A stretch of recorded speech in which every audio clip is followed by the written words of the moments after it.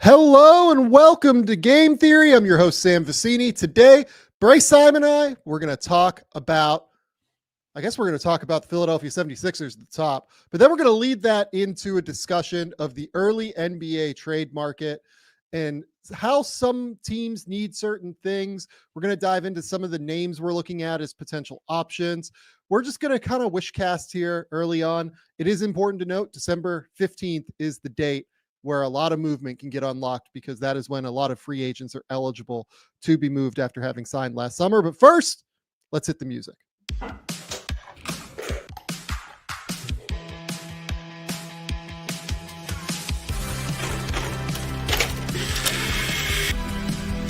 do have a timeout. Decide not to use it. Way downtown. Bang! Bang! What's this gonna be? Wow! Are you kidding me? Hello and welcome to the Game Theory Podcast. I'm your host, Sam Vecenie.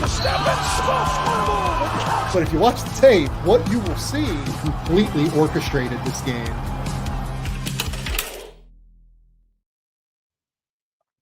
Bryce, what's going on, buddy? What's up, Sam? How are you? I didn't have time to come up with anything exciting. No fun stories from my life today. Just grinding away with 5 through 8 year old girls basketball practice.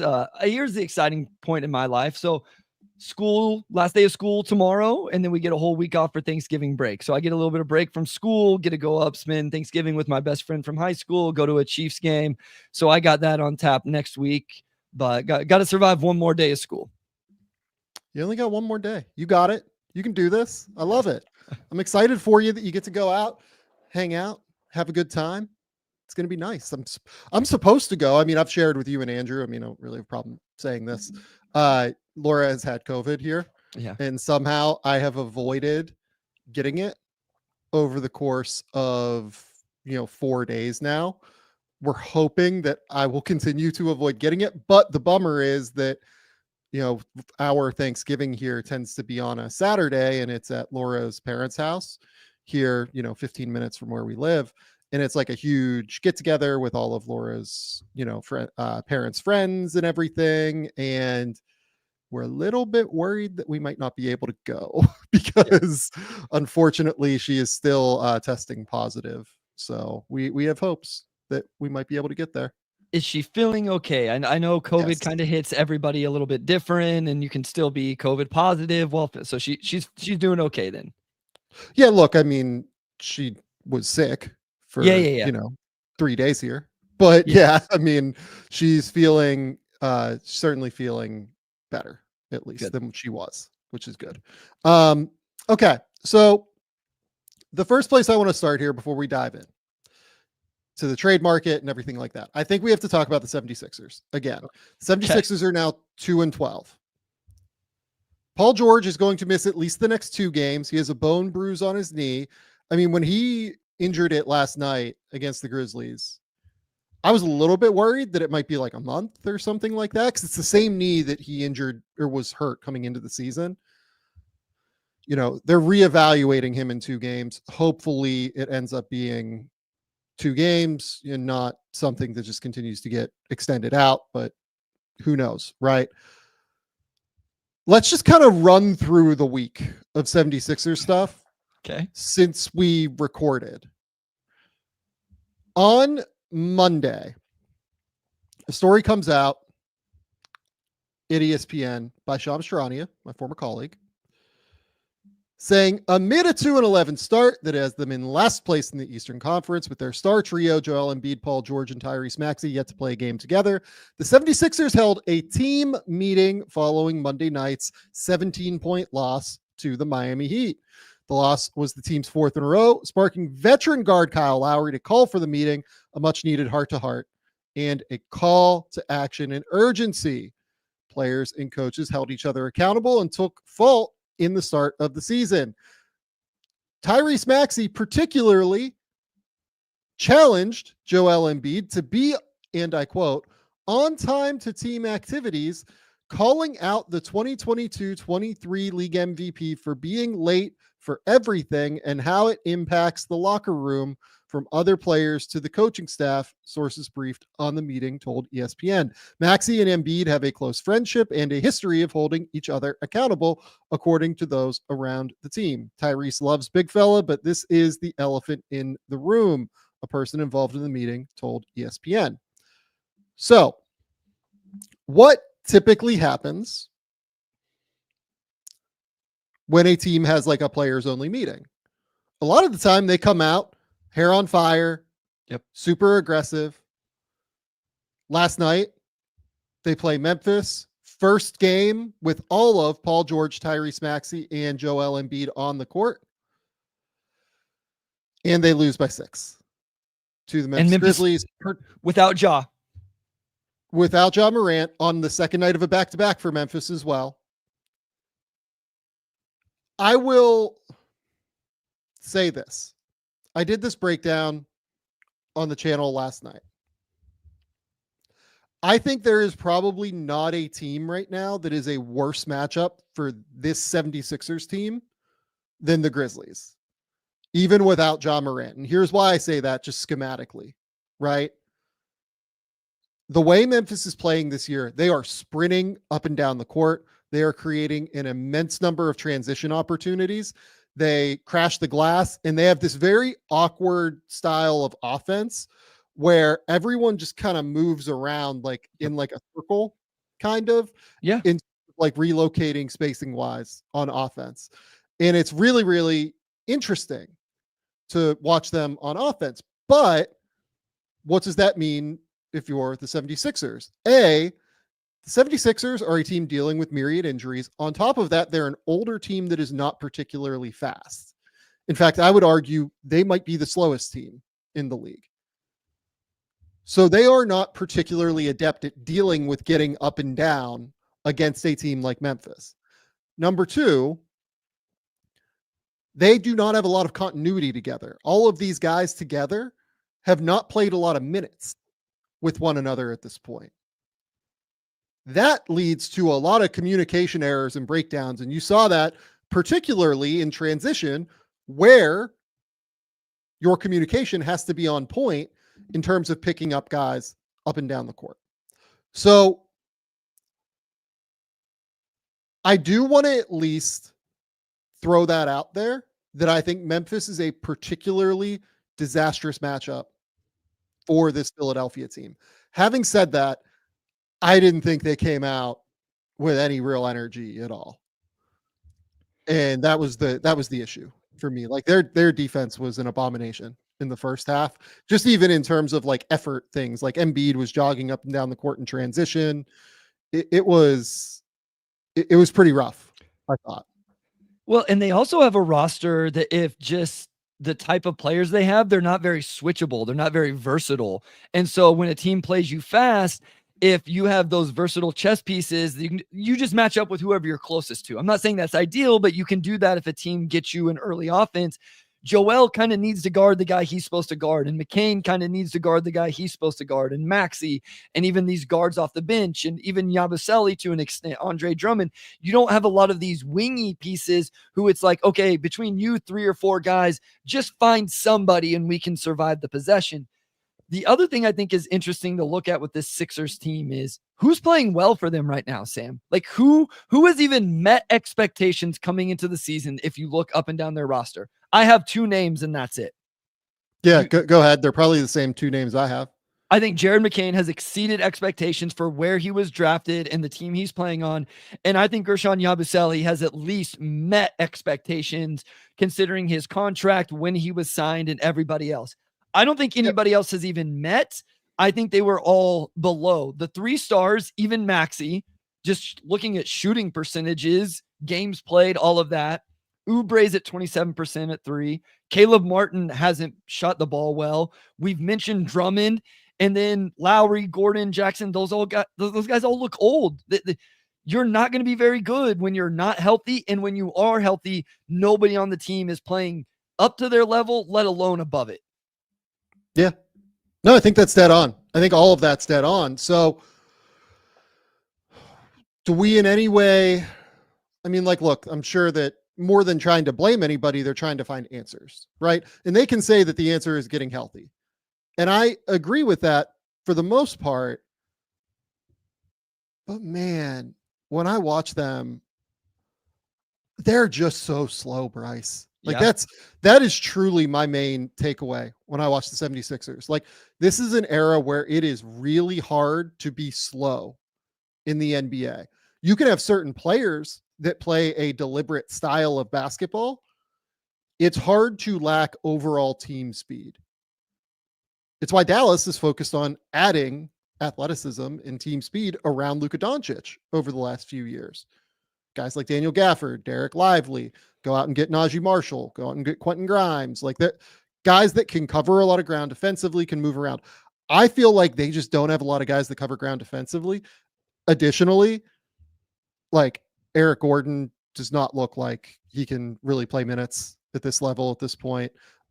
Honestly, with how much they've had to play Andre Drummond, I feel like he is maybe the least valuable player in the league right now. Just given how much they've had to play him in terms of like actual derived value. If you look at his numbers this season, go to play-by-play stats. I'll pull it up while I'm talking. They are like catastrophic when he is on the court. It is like truly some egregious stuff. I'll share the screen here. They are 16 points worse than their opponent per 100 possessions when Andre Drummond is on the court. And they only lose by 3.6 points per 100 possessions when he's on the court, or when he's off the court. I'm sorry. And that's not even really accounting for a lot of minutes from Joel Embiid. Like you would expect there to be a significant difference between those two numbers if Joel Embiid was playing a lot, but he hasn't played a lot at this point, which means these numbers are the direct replacement for Andre Drummond. Sometimes is like Yabusele at the 5, or it's Adem Bona, or it like, this is a real problem right now. Like I don't know that Andre Drummond can play for them right now. Yeah, and I mean, to be fair to the Sixers, I think a lot of people applauded this signing. A lot of people thought this was going to be a really good signing for them in the offseason, and it just hasn't played out that way. And again, kind of like I mentioned with who has played above their what you expected, you look up and down this roster, and there's just not a whole lot of plus level athletes for their position at this point in their career when you factor in age. Like, and by the way, another piece with that, Paul George is obviously not the athlete he used to be. Correct. When he was in dunk contests and things like that. 100%. Yes. He looks particularly slow right now. And that could easily be the knees. I don't want to sit here and, act like he is not dealing with a knee injury and then had another bone bruise last night. I want to acknowledge that and treat it as fair, but he has looked particularly slow. Like, I mentioned this on the stream last night, but like there was a possession where I feel like he tried to like size up Jake LaRavia in the first half, and Jake's like a sneaky, okay defender. Like he's like pretty solid on that end. He's big, he's physical, like he's willing to do what he has to do.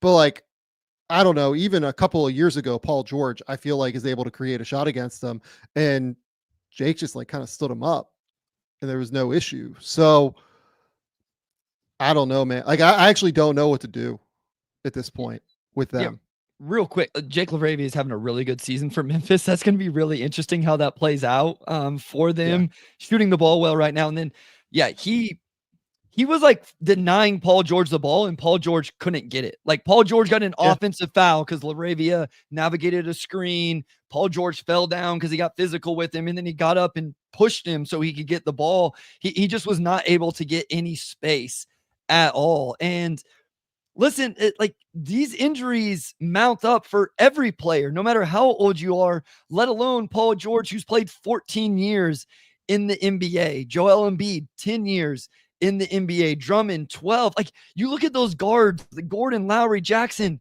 16, 18, 13 years. It's just an older team. I think we all talked about this, that there was a chance this team could be injured. I don't know that I realize the athleticism aspect quite as much until we've seen it play out.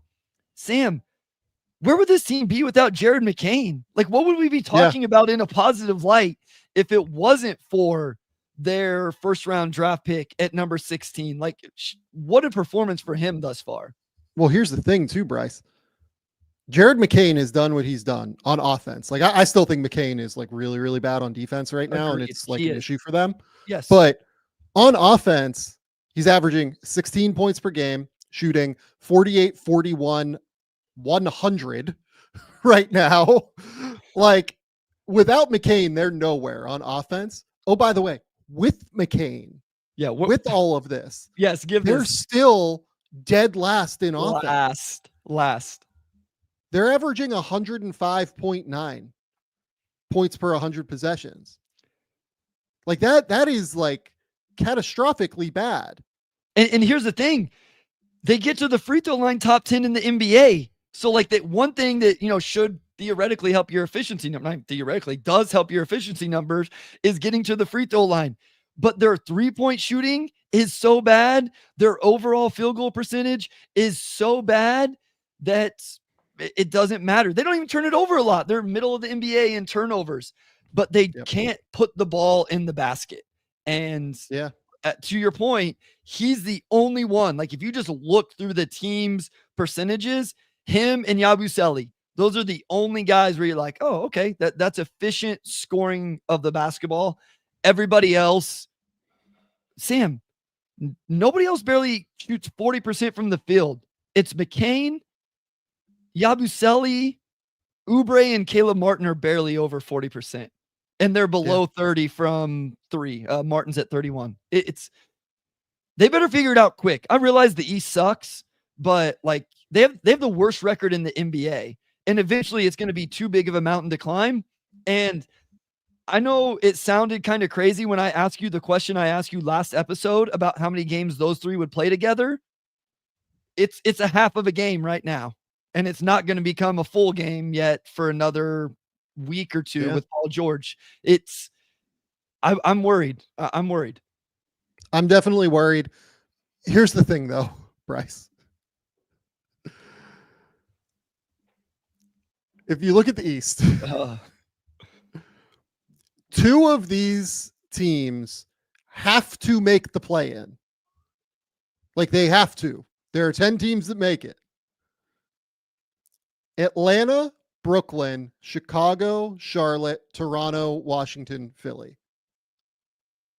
Those are 7 of, I would argue, the worst 9 teams in the league.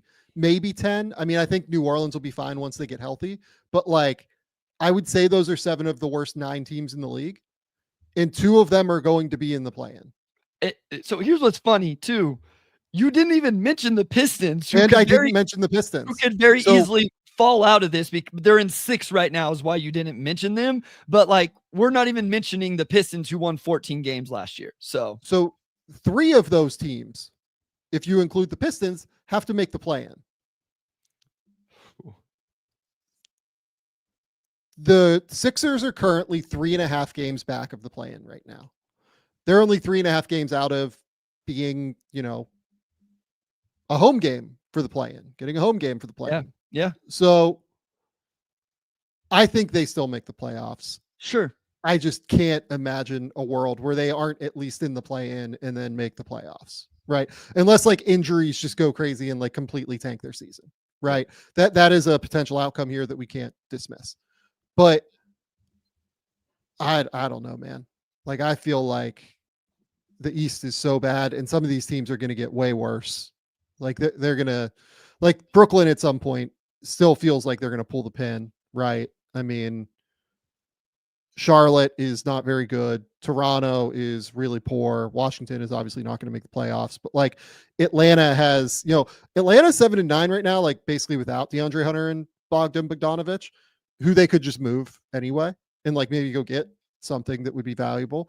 And then the Pistons, like, I think that you've mentioned to me, like, you think the Pistons could end up doing something to like, move off of being a contender, but I don't think so. I think they're going to contend and try and make the play-in or play-in at least. I just wonder how they asset manage Tim Hardaway Jr. and Malik Beasley, because I would assume some teams would trade some sort of asset for expiring contracts of guys who up to this point have shot the ball extremely well, but we'll see. And maybe they don't. Maybe you swayed me in terms of, hey, go ahead and let that pick convey, open up your flexibility in terms of draft capital, and go get experience for K, JI, by that time, Asar. Find out what JD is in a play-in, potentially playoff series. I mean, we really want to evaluate these guys' defense. Let's find out in a situation like that, and you can really get your answers. So you've definitely swayed me on that. The other thing with the Sixers, Sam, they are locked in to this core for many years at a lot of money. And so that's the other thing is there's some moves around the edges. Kenyon Martin Jr.'s contract, everybody knows, was kind of signed as, always been pegged as a trade exception, essentially. But those big three are locked in through at least 26, 27. Paul George has a player option 27, 28. Embiid's is in 28, 20. Like, that's a lot of money on the books if this trio can't stay healthy or isn't what we thought, or they can't build out around them. Shout out to the icon Keith Smith as we pull up the Spotrac. Look at this thing here. I need to close that too. Joel Embiid has 5 years left. Paul George has 4 years left. Tyrese Maxey has 5 years left. Caleb Martin has at least 3 years left. I would say potentially 4 years left at this point. And on top of it, as we shift into our next discussion, literally the only 2 players that are on full contracts right now that are eligible to be traded are Jared McCain and Ricky Council IV. Like, nobody else can be moved until at least December 15th. So they are locked into this for the next 3 weeks. Like, they actually can't do anything about it. So I don't know what to do with them right now. I feel like they need to just continue to fight through it and find some answers and hope Joel figures some things out on offense. He had 35 last night. We haven't mentioned that yet. He was pretty useful, I felt like. It's funny. I texted somebody at the game through the first quarter, and I was like, "Man, like, can you like run on the court and like get Joel out of there? Like, he just looks like he's moving super poorly and moving like he's hurt still, and he's like trying to make a point being out there, and then he dropped 35 because he's so skilled and so talented. So, yeah, I mean, I don't know, man. It's tough. It's real tough. What is the move even on December 15th, Sam? Because you look at their draft capital. Like, I realize they have the money that they could get, not to like a superstar, but if you just wanted to get a role player, they don't need a superstar. They could get to a certain number, but their draft pick is tied up with some protections, as we've mentioned. That it looks like they have a Clippers pick maybe in 2028. I mean, is that what they're gonna have to do? Is it just a move like to bring in the glue role player, or do you think it's truly just health and chemistry specifically for those big three? Like, is that what you're banking on, or do you try to shake something up a little bit? I think they're going to have to shake something up a little bit, if I'm being honest. But before we get into the trade market, let's shout out our good friends over at PrizePicks. PrizePicks is the best place to get real money sports action. With over 10 million members and billions of dollars in awarded winnings, PrizePicks has made daily fantasy sports accessible to all. We love PrizePicks here at Game Theory because of how easy they make it to get real money sports action. If you think Justin Jefferson is going to get more than 83.5 yards, if you think Terry McLaurin is going to go nuts against the Dallas Cowboys this weekend, you can make those picks and more in less than 60 seconds and turn your sports opinions into real money all season long on PrizePicks. Download the app today and use the code GameTheory, all one word, to get $50 instantly after you play your first $5 lineup. Download the app today and use the code GameTheory to get $50 instantly after you play your first $5 lineup. PrizePicks, run your game. Also, shout out to the good people over at Robinhood Gold. With Robinhood Gold, you don't need a silver spoon to eat up the financial favors of the 1%. Now, the resourceful individual with Robinhood Gold can earn a very liberal 4.5% APY on uninvested cash and be rewarded with a handsome 3% retirement boost on IRA account contributions. Robinhood Gold provides the privileges of the high net worth for any net worth for just $5 per month. The new gold standard is here with Robinhood Gold. Sign up at robinhood.com/gold. Terms apply for product specific disclosures. Visit robinhood.com/gold. Investing involves risk. Rate may change. Gold membership is offered by Robinhood Gold LLC. Okay, Bryce, let's get back to the 76ers. And what I want to do is now transition into the trade market portion of the proceedings. And I think the best way to go about doing that right now is to look at this team and talk about what they need, go through other teams after that and talk about what they need, and name specific player ideas that we think are interesting for that team. So we are going to start with the 76ers. And the thing for me that they need, they just desperately need more athleticism in the front court, in the back court, perimeter defense, interior defense. They need it all, in my opinion. Like there's no, they need it everywhere on the court. Yeah, I mean, finding that is not easy. Is kind of my thing. So I'll let you kind of take the floor. No, I was gonna say I agree with that. I also just feel like they need some scoring. Maybe I'm over counting that just because Embiid's not putting up 25, 30 a game. You know, Paul George obviously isn't yet either, but just some floor spacing and scoring. So as you were saying that, one of the first names that popped in my head was, are we ready to name names or you want to set the table still first? No, I mean, I think I did. Like they just need athletes at the end of the day. So what about someone like Larry Nance Jr. as terms of someone to come in and just give the energy and athleticism? Thoughts? Amazing idea. Perfect idea. Great defender. Really good positionally. Athletic. Really shooting the ball well this year too. Has been super, super valuable for them in Atlanta right now. So he has 1 year. $11.2 million remaining on his deal. Atlanta's in a weird spot where they're kind of in that middle ground where they have to decide on if they want to have a playoff run with Trae Young or if they want something else, right? Or if they want to try and go use Larry to go get an asset moving forward. If I was them, I wouldn't really have an issue with them extending him for what it's worth. And I just want to start there with Larry Nance because he's a name that will come up for a few teams here as we go through it. But if I also think that like he's one of the best trade asset bigs that you will find on the market. He's an expiring deal at a reasonable cost salary. I would much rather have Larry Nance than like Bobby Portis right now. I'm interested to see what his market bears out to be and who ends up being willing to give up like something of a semi-substantial value for him.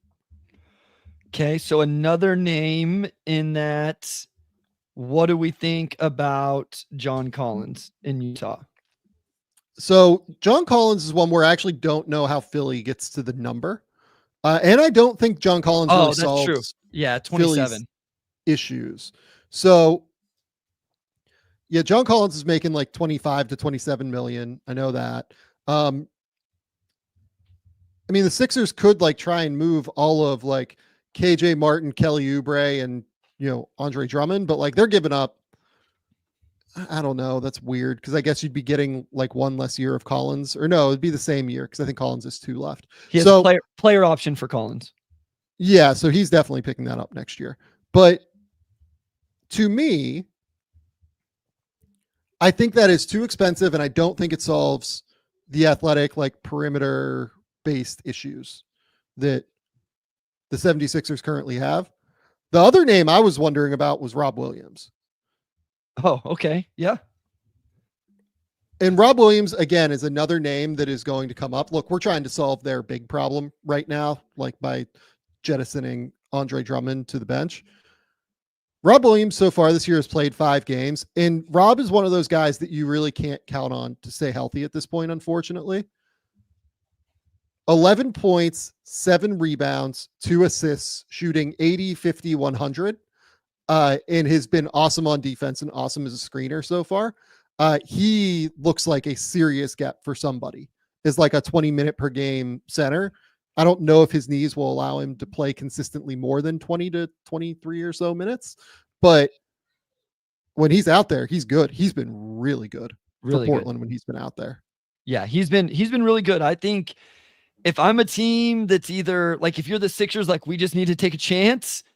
I understand people maybe would rather take a chance with a little more certainty, but it may be a thing where, hey, let's really swing for it here. And if we have really good injury luck, that's a really interesting addition because like I said, the game I watched, he was awesome. He was incredible in that game. And if he can continue to put that together in some capacity, I think, again, like you said, it'd be interesting how the trade market around him would develop a little bit.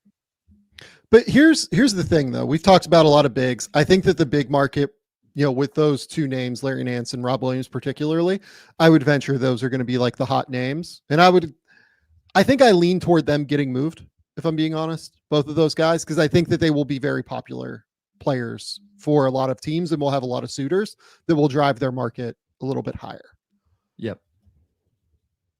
But like if you're trying to find perimeter defenders and you're trying to find, and look, we're talking about this, and Philly is the worst offense in the league. I think that'll get itself sorted out with Joel and Tyrese playing more minutes and them figuring out how to make it work with Jared. To me, it's more about like finding lineup balance for them once those guys get back. It's hard for me to like pinpoint it. A lot of those guys like currently play on Brooklyn. What about, can I throw out a non-Brooklyn name? Yeah, please. What about Jayshawn Tate?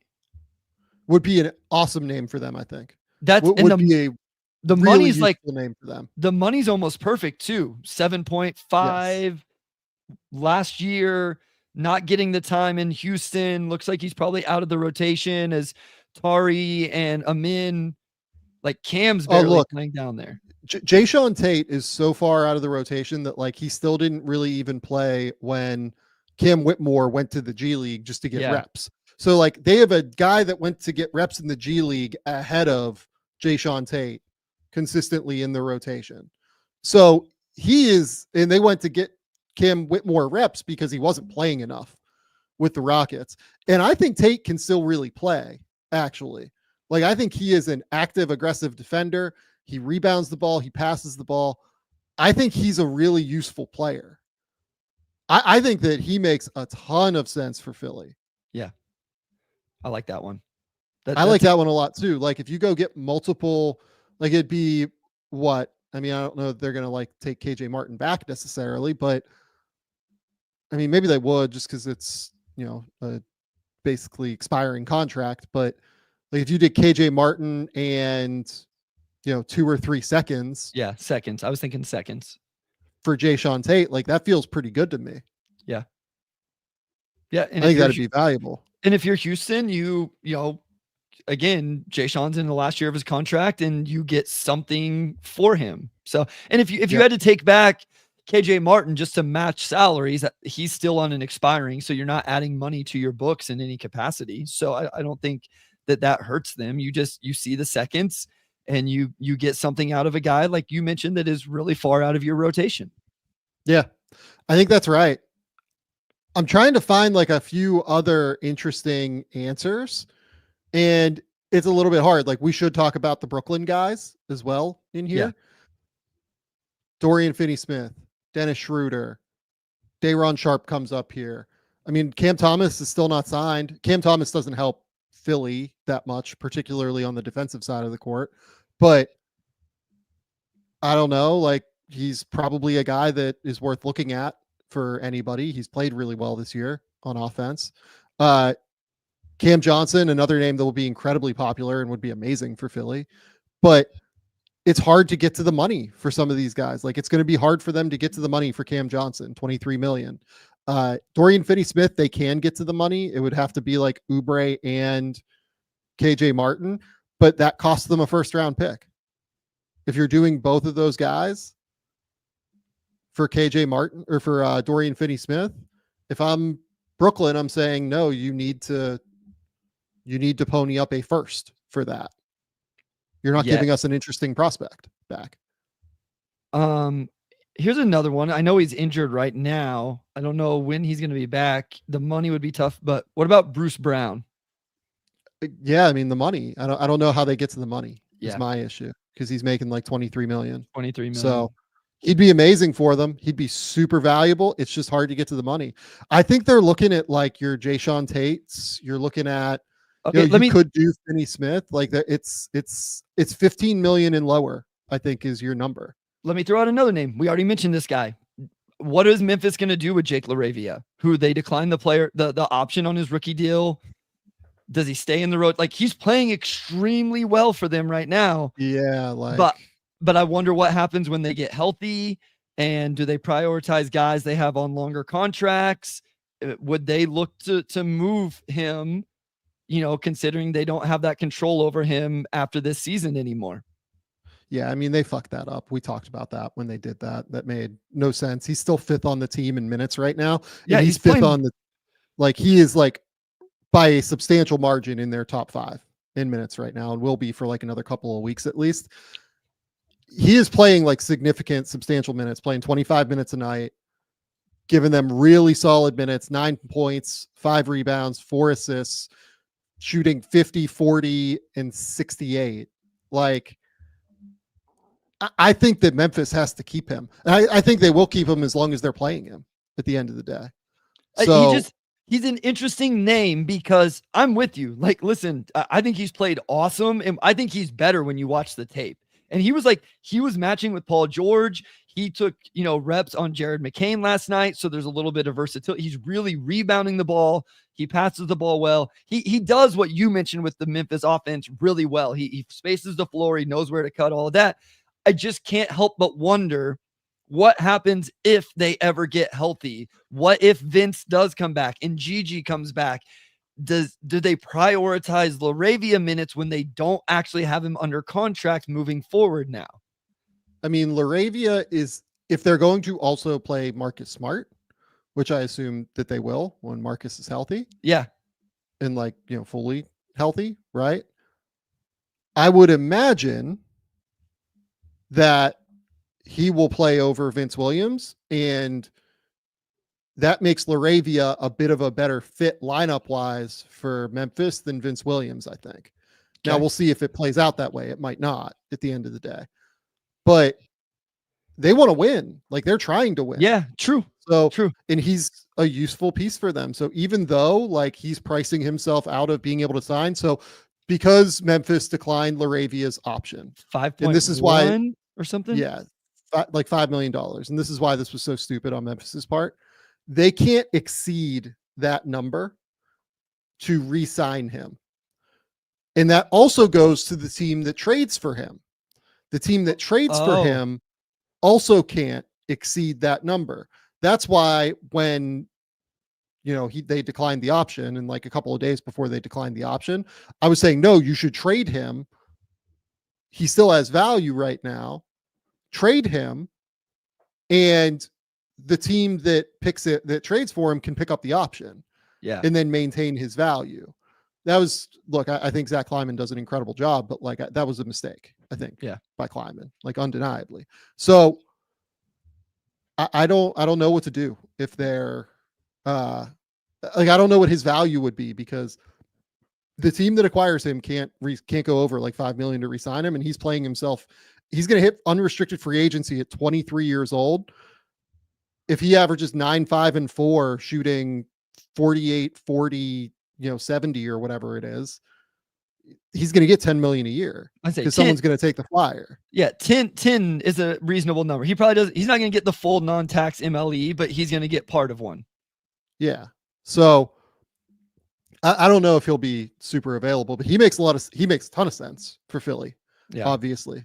I mean, maybe Philly like just would love him and give up like a real money or a real asset for him. I don't know, but that would surprise me if anybody would give up an asset for Laravia, because if you buy into him being like really, really good, he prices himself out of staying on your team. Correct. Yeah. So like the logic there doesn't really track in terms of acquiring him. So that's kind of where Philly stands at this point. I think they're looking like lower tier role player-y names and hopefully getting healthy. Yeah. In my opinion. Okay. The next team I want to go to is the Lakers. Because I went onto Jovan Bua's podcast last night and I made this point. I think the Lakers are like a very serious like title contender. I think that they are just in that tier below like Oklahoma City and Boston right now. Like they are really, really good. They're an awesome basketball team. They have 2 superstars who are still playing at an exceptionally high level. They have Austin Reeves, who's playing super well. Connect to me looks like a hit for them moving forward. At the very least, he is a serious shooter who fits pristinely in that Lakers offense. If I'm them, I have to go out and get like a high level defensive wing that just balances out my starting lineup and lets me start Connect with Austin Reeves. Because you think the 4 guaranteed starters for this team should be Reeves, Connect, LeBron, and AD. Obviously, like those 3. And then you've made the argument that Connect should start, and then you just need the right piece. You really need a defensive piece at the wing, like you need. Is DFS still, is he good enough defensively for that role? That's the home run for them. To me, it's DFS or it's Bruce Brown. It's one of the two. Like if you can go get Dorian Finney-Smith, knock down threes within this offense, you can camp him in the corner in the horn sets that JJ likes to run. Then you can run Connect off of all sorts of actions. You can use DFS as a screener. Now, what I will say is that like part of me also almost prefer like in a vacuum, if I was them, I would prefer going to get somebody like a Bruce Brown defensively, more of a like guy who defends guards. Yeah. As opposed to like guy who defends up the lineup. Right. Because I would rather have somebody who can take a lot of pressure off of Austin Reeves having to do that stuff. I would prefer somebody who takes a lot of pressure off of Connect having to do any of that at all, because he can't do it at this point. I think that defensively, Bruce Brown makes the most sense. Yes. Offensively, and like when you combine both offense and defense, I think I prefer Finney-Smith a little bit more. But I would be willing to hear out Bruce Brown just because he's such a smart player, moves super well without the ball. And the other thing is this Lakers offense, it's very different than the Nuggets offense, but it is movement centric and movement based to where you could kind of see Bruce Brown having a lot of success within that scheme and structure, similar to how he did in Denver, even not being a great shooter. Yeah, that's where I was like, I feel like JJ would love a player like that who could move the ball. Yeah. You could use him in interesting ways. I mean, I think that's where Bruce Brown is at his best whenever you're being creative. Like you play him a little bit as like you let him short roll and make decisions. And LeBron shoots it well enough. Obviously, Reeves shoots it well enough on crazy volume right now. You just mentioned it with Connect. So that group he's playing with has 3 real floor spacers playing with him. AD shooting over 40%, but on low volume. But you know, like his jump shot kind of comes and goes. Like I don't think spacing would be an issue, I guess is my point. I think there's enough gravity within that starting lineup. And I'm with you. Like I don't know, like Bruce Brown being able to take those different type of matchups makes a lot of sense, because I don't know that DFS can take some of the ones that Bruce Brown would be able to. So Bruce makes a little bit more sense. I also wonder who would take more to acquire. My gut says DFS, but am I wrong there? Yeah, I'm not sure, honestly. I don't know if I know the answer to that right now. Yeah, Maybe I'm not sure I have an answer to that. And maybe that's just because Bruce is still, he's injured right now, coming off the injury, coming off of that. And, maybe that's why I feel that way. But yeah, it's interesting. I'm trying to construct a deal right now that like seems plausible for Toronto and the Lakers to come together on something. Like, I wonder if you could do something like Bruce Brown and one of the younger Toronto guys, like a Jamal Shed or something like that, for D'Angelo Russell and Gabe Vincent, and then like add a first from the Lakers. So it'd be something like, this doesn't feel exactly right to me, to be clear. Like, people are going to look at this and freak the fuck out because they always do. But like something along these lines, like one of Toronto's younger guys with Bruce Brown. Because I don't know if Bruce Brown is like totally worth a first. Yeah. But like, he is valuable. Maybe he does just get a first. And Jamal Shed's been like, I've really liked the tape on Jamal Shed this year, but like, if you look at the on-offs, like, it hasn't been great. And he's like the 44th overall pick in this most recent draft. I think he's like fairly useful, but I don't know. Like, if you're giving up a first here for Bruce Brown, who's on an expiring deal for half of a year, I don't know. I feel like you need something else coming back. You know what I mean? Yeah. And I think that the reason I say Shed is like, I think he's probably the least valuable of the Toronto younger guys long term. So like Mobo, I think they would see as being more valuable. Grady Dick. Maybe you could just do Davion Mitchell instead. Like, maybe instead of Shed, it's just Davion Mitchell and you get like another killer defender on that team.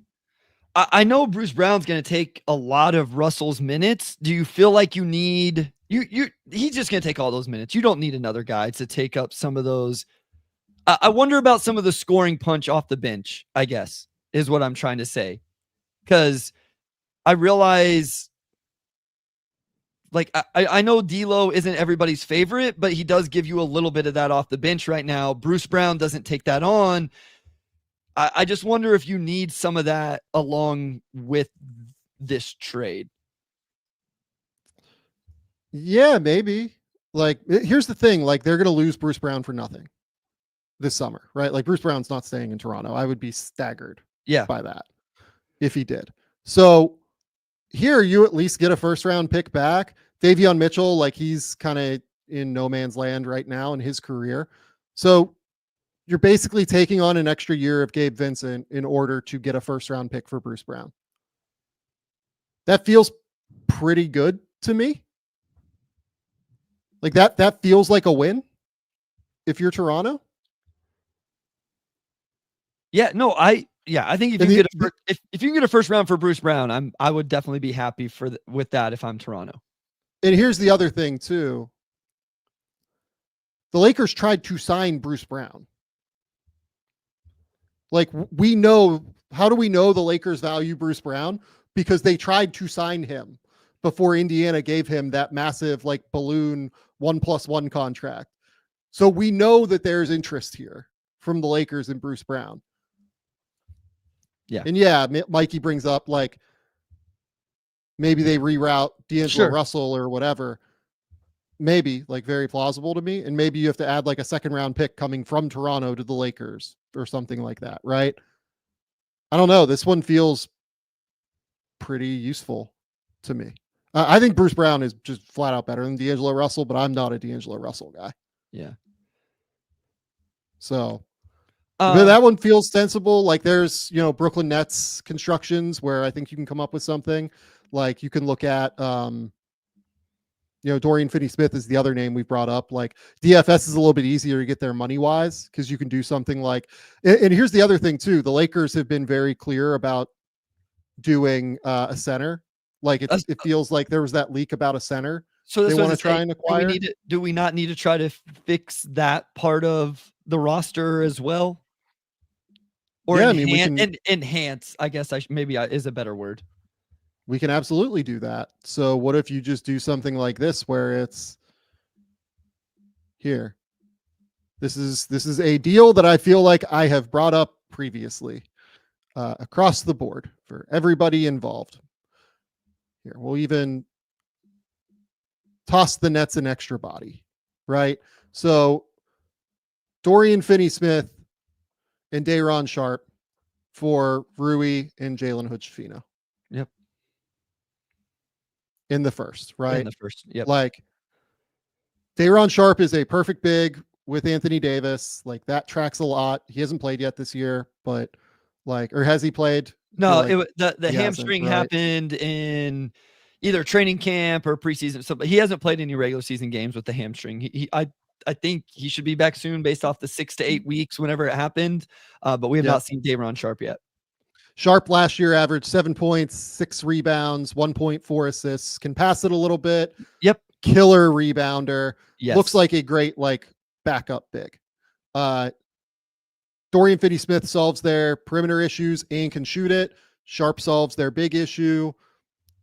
I think DFS is just a better fit than Rui on this roster. The Nets get to take a flyer on Jalen Hood-Schifino, who I don't think has a lot of value league-wide, but they've taken flyers on guys like Zaire Williams at this point as well. And they get the first rounder in 2026 as well. So that feels like a solid deal across the board for everybody. The Nets get their first rounder for Dorian Finney-Smith. They get a flyer on Hood-Schifino. They have to figure out the Day'Ron Sharpe thing, but if I'm the Nets and I think Day'Ron's going to get, I don't know, 8 to 10 or something like that, I would probably not want to pay $35 million at my center position for Nick Claxton and Day'Ron Sharpe. Yeah. This is the one that has always made the most sense to me. And it's the one that I brought up in the offseason. It's the one that I continue to think just everybody is incentivized here to do something like this. Yeah, once Claxton got that money this offseason, I kind of felt that about Day'Ron Sharpe. Okay, they're probably going to go ahead and move him and get him somewhere else. They have a young big and Clowney. Maybe they want to get the backup minutes to him or whatever. So I think that one for the Lakers fills both of those spots, right? DFS falls right into that lineup with them. The other 4 guys we talked about, you have a really good backup center who I think you can play with AD at times or just back him up. And yeah, you kept D'Lo on the team in that one as well, right? That was Rui. That was Rui and Hood-Schifino. I mean, you can do D'Lo if you want to. I'm just saying, you still have D'Lo off the bench. You have Gabe Vincent, Reddish. You have all of those guys. Hopefully, you can find one that can play real minutes for you off the bench. That one makes too much sense to me. It's always seemed like the one that made the most sense for the Lakers because it solves both issues. I agree. Corey Williams, shout out for the super chat, asks, how about Jakob Poeltl playing next to AD, Austin Reeves, LeBron, and Connect? I don't like that one because I don't think that's a lineup they can play in the playoffs. I feel like that only works against Nikola Jokic in Denver as opposed to working against, a significant number of teams. I think Oklahoma City causes some real issues for that lineup. Yeah, I'm not a huge fan of making a move for a center that's going to want to start every game all year. And listen, Jakob Poeltl has been awesome. I don't tweet out just random stats very often, but he had been on a tear where he's averaging 30 and 15 on insane field goal percentage. I think he's playing really, really well, Corey. So I like the idea there. I don't personally like the idea of moving AD to the 4. And maybe even as much, I don't like the idea of moving LeBron to the 3. And the only person guarding the perimeter in that lineup now is Austin Reeves. So you're putting a ton of pressure on him. And so I don't love that as much where Day'Ron, you can play some minutes with him at the 5 with AD, but it's not going to have to be hey, you got to start him and play that lineup. I think he'd be a little more comfortable coming off the bench there. So Jakob Poeltl, really good player, really interesting name. I don't think it makes sense for LA. And I think they'd have to give up more assets to get Poeltl because of how well he's played. that would be a complicated move, in my opinion, for the Lakers. Before we move to the next team, and while I'm doing this ad read, Bryce, you think about who you want to talk about next. Shout out our good friends over at DUER. DUER. Man, I've talked to you guys about DUER. I love the jeans that they sent out to me. They are fantastic. I feel like I wear those things anytime I have to go out because they are lightweight, they're stylish, they're versatile. They are really, really comfortable jeans. And DUER is built for doing. They're my go-to. And I know you're going to want your own pair. They've got you covered in the colder winter months with fabrics like a fireside denim, which is interwoven with fleece for warmth without too much bulk, or the all-weather denim that features a wind and weatherproof membrane soft shell. Plus, DUER's clothes are sustainably crafted to last. They're going to be a staple in my closet for years. I absolutely love my DUER jeans, and I know that you will too. Check out DUER's flagship stores in LA or Denver, or shop online at shopdoer.com/game theory. Right now, my listeners get 20% off your first purchase when you use my exclusive URL at shopdoer.com/game theory. This is an awesome deal. Don't wait to get 20% off. Go to shopdoer.com/game theory. That is DUER. DUER. I am a big, big fan of their jeans. Bryce, you are up. Who do you want to talk about among these teams next? Yeah, so I think the most interesting name that you sent was actually the Oklahoma City Thunder, because I think it's a conversation that could happen very quickly, but it also could be like, is there something that needs to be added? And then it can turn into a really fun conversation. I had them as the best team in the NBA before the season. That hasn't proven and played out to be true 15, 16 games into the season, although I think they are very good. Obviously, the Chet injury, we finally saw Hartenstein last night.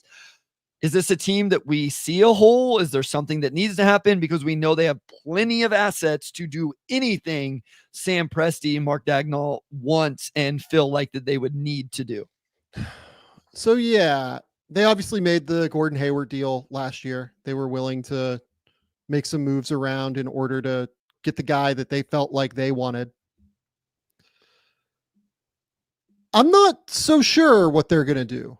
In all honesty, I'm just truly not sure what the Thunder are thinking right now in terms of their roster, because we haven't gotten a chance to see Chet and Hartenstein yet. And we don't really know what the timeline is for Chet outside of the 8 weeks or whatever they said that he'll be reevaluated in. I mean, it seems like that hip injury is not something that impacts his flexibility or mobility, certainly long-term, but probably not even short-term once he recovers, apparently.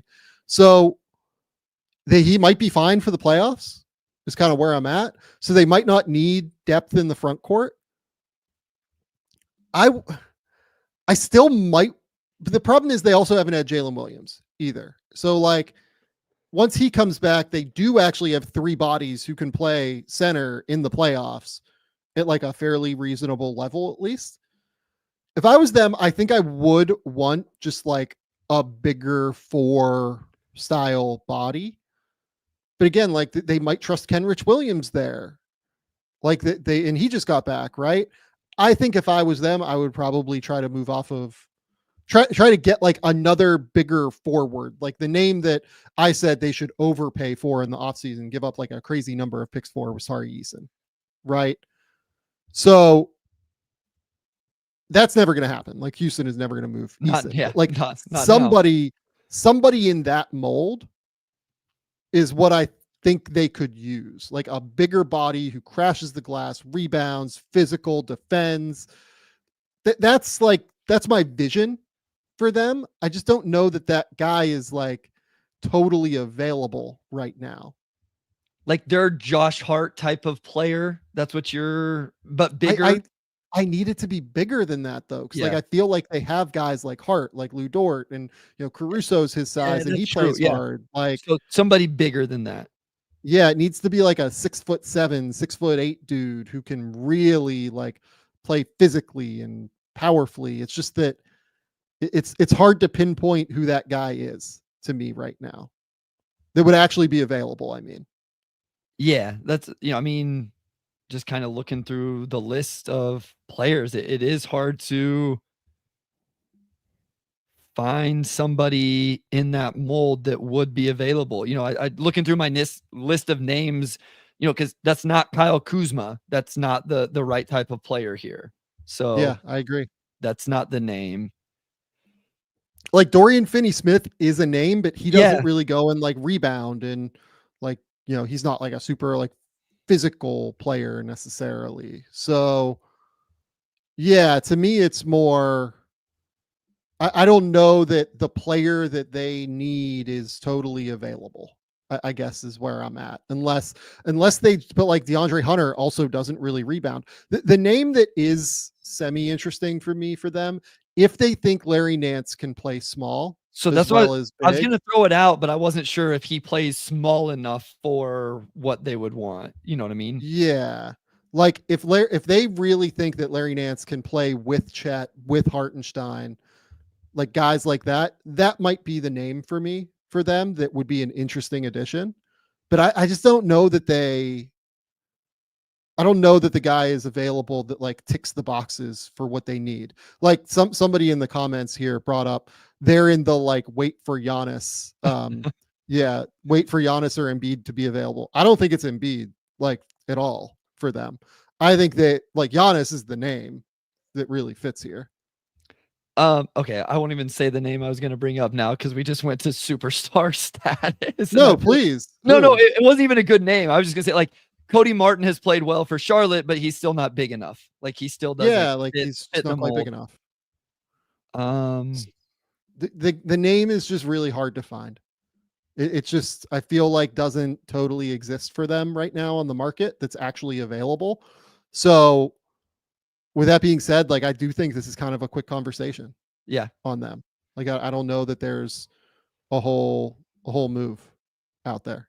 it is kind of funny as you look at their top 10 point scorers, and there is nobody in that mold, right? Like you have Chet and iHeart, but then it's a bunch of guards, smaller wings. I mean, I know DUER is like jacked, and obviously J-Dub, but it is just interesting. It seems like there would be a big forward, a big wing / forward seems like the player, the archetype that they could use to add to the roster. So it'd be something to keep interesting as teams move and fall and whatever. If that guy maybe is on a team right now that we're not expecting to be sellers or, whatever. So, and again, when they get Chet back, yeah, that player also might not play because they might just play Chet with Hartenstein. So it can't be like unless it's like a superstar, it can't be somebody that like is expecting to start. You know what I mean? Yeah. So it's a little bit of a tricky spot for them. The team that we should go to next, I think, is Denver. Denver has righted the ship a bit, which is good. Like if you look at their record, they are sitting here at 8-5. They are 9th in offense. They are 16th in defense. I still think they need help. Like I still don't really trust this bench unit in any real capacity.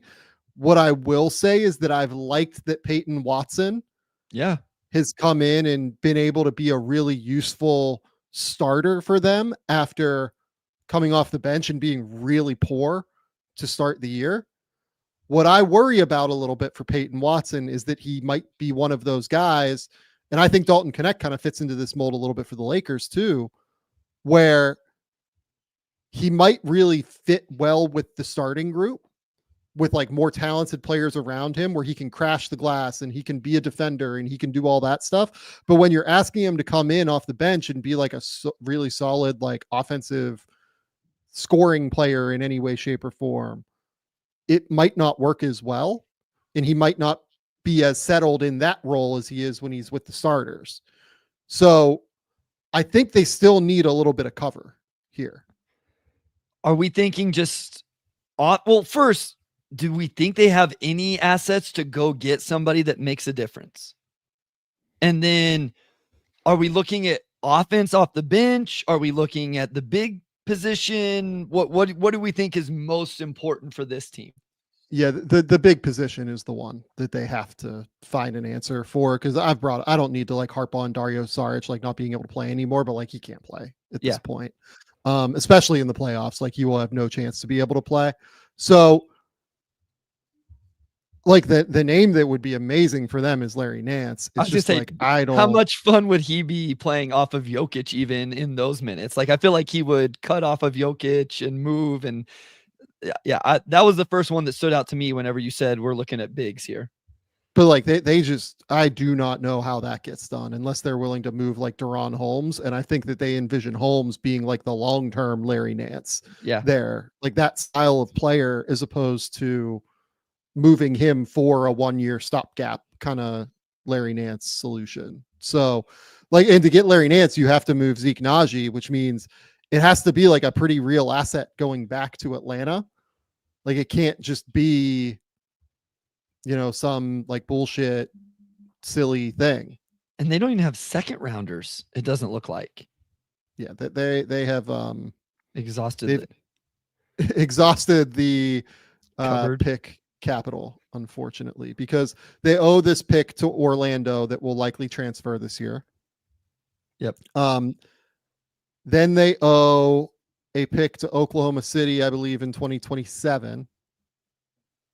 Yeah. Yep. And that's like extended out.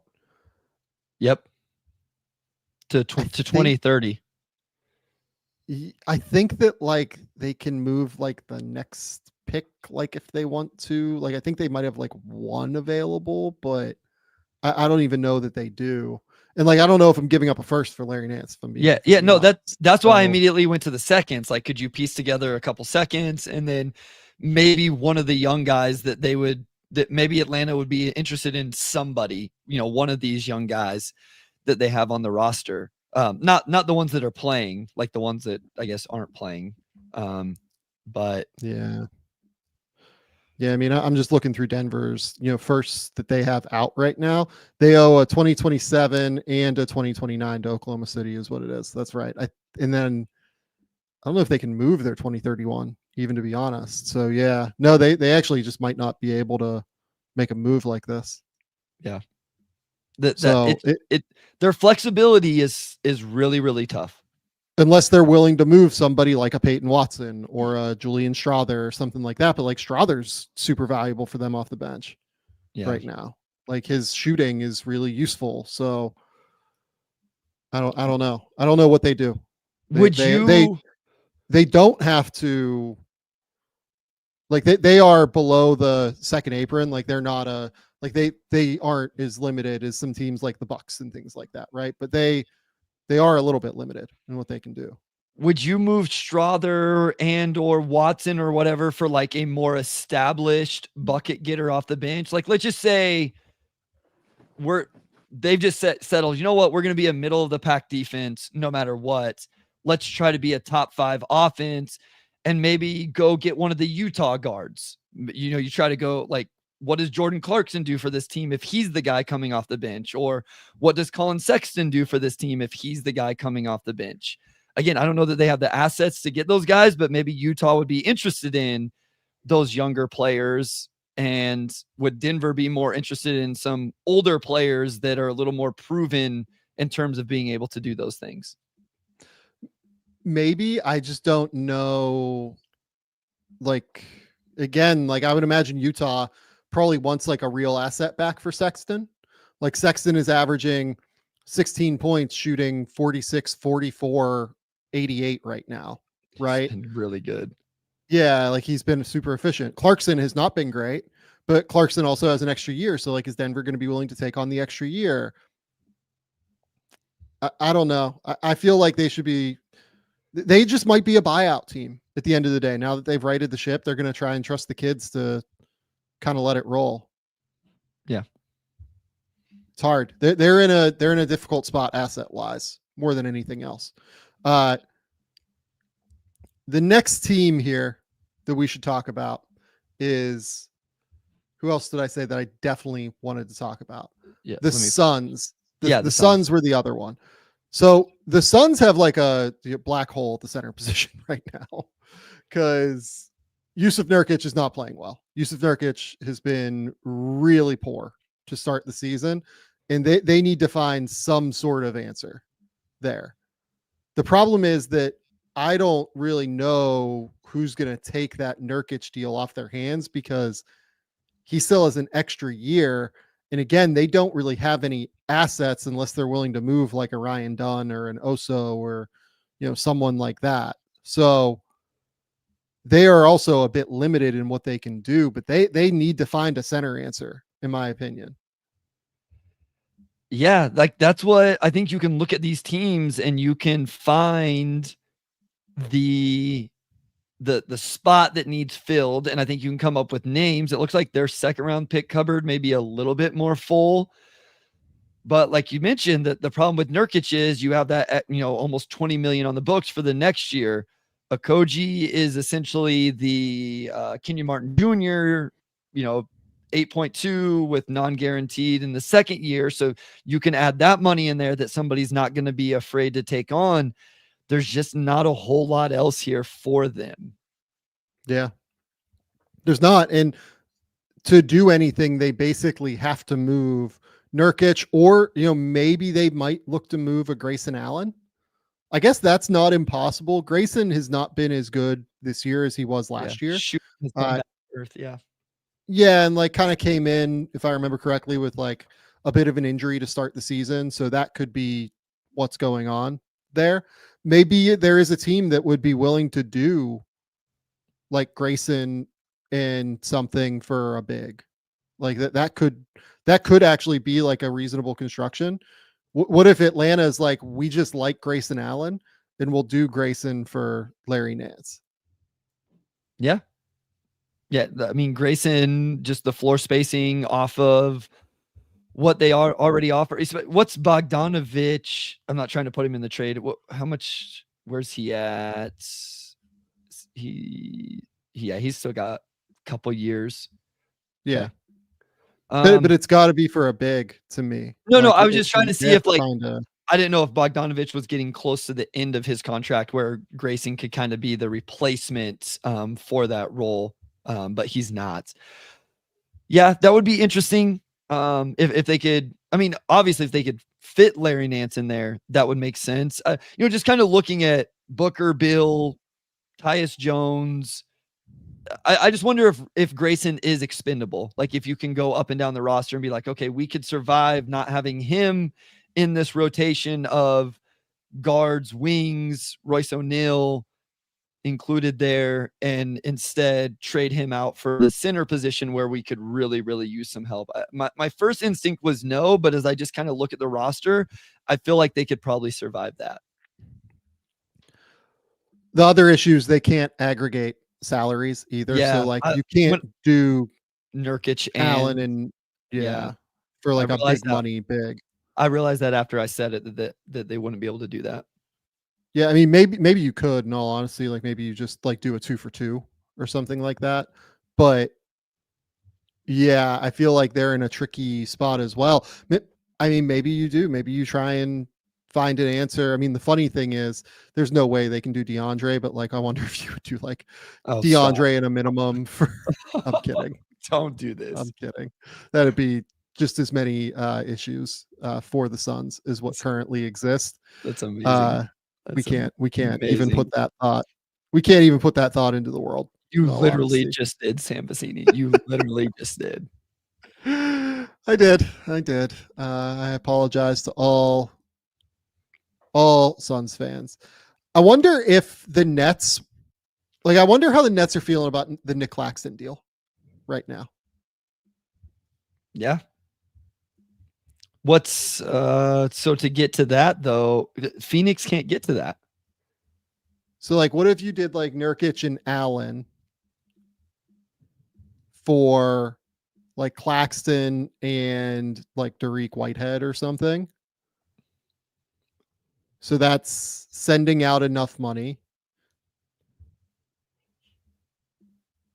And this would have to be after like December 15th, right? Like it can't be immediately. And then you do like what if you did like Nurkic and Allen for in that like 2031 first for Claxton and, something else. One of those like younger, lower salary players. It would be interesting for Brooklyn in that, and I know the easy answer is always you reroute him somewhere else or you move him on. Grayson got, he's got 4 years, counting the player option. We mentioned the Nurkic for 2 years. I just wonder if the Nets would be comfortable with that, taking on that type of money. I suppose they could talk themselves into Grayson being a part of that rotation. I mean, obviously the floor spacing is valuable. Maybe you just live with a year of Nurkic, and let him expire or trade him at the next deadline as an expiring deal. And in that scenario, then you keep Day'Ron Sharpe and you make him your starting center and see what you have and give Nurkic the minutes he doesn't play. Yeah, I mean, very, very plausible like that. Yeah, I mean, maybe, honestly. They're in a tough spot. They're in a really tricky spot to find a big, but they have to find a big. Like that's kind of my answer here. Yeah. That's kind of my answer here. And I'm struggling to figure out like how legal 2-for-2s are because Milwaukee can do 2-for-2s. I know that. But maybe because Phoenix has been over for multiple years now, they can't do 2-for-2s. I need to figure that out. So you can aggregate, you can put 2 in the deal if you're getting 2 back, you think? If you're over the second? Yeah, because aggregation is like, combining multiple salaries. Yeah. To get like 1 guy or 2 guys. Yeah, I'm a little bit thrown on which teams can do 2-for-2s and which ones can't. Milwaukee, I know for a fact can do 2-for-2s. Phoenix, I'm not 100% sold on for what it's worth. Gotcha. Okay. The next team here is, let's just go to Milwaukee. Let's talk about the Bucks, right? Yep. The Bucks are in an intriguing spot where I think they've actually righted the ship. If you've watched them recently, yeah, they're not great. Like they still have some issues, and I think that they need to find some answers at the deadline. They need to improve their team speed, similarly to Philadelphia. Yep. But I do think that they've won 4 out of 5, if I remember correctly. Their defense has like kind of righted the ship a little bit. Things look good. They're sitting here at 15th in defensive efficiency now. The transition defense is no longer catastrophic comparatively to what it was. I don't totally know what to do with Milwaukee right now, but I think they need a big man. Like they need to find, in my opinion, an answer for when Brook Lopez and or Giannis leave the court. Yeah, I can see that. I think I'm always a little bit more of a fan of Bobby Portis than you. Yeah. But I also, and for what it's worth, he is not shooting the ball very well this season. I think I would lean more towards kind of the conversation we had with the Lakers. I think they need some perimeter defense. I think that's what would worry me the most with that team. The counter, I guess, is if you got the right big man. I've seen Brook Lopez make up for a lot of mistakes. We've seen Giannis make up for a lot of mistakes on the perimeter. You add another guy to do that whenever those guys are off the court, and then maybe that solves some of those issues. Maybe instead of trying to solve the perimeter defense problem, you just solve it by having really, really good rim protection for all 48 minutes on the court.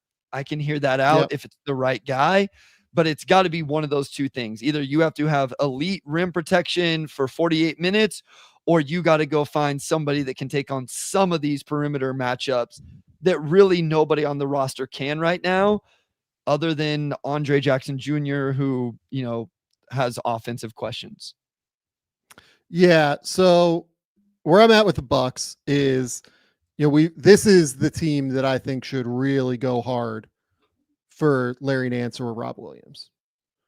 Like if I was the Bucks, I would be aggressively trying to get that done.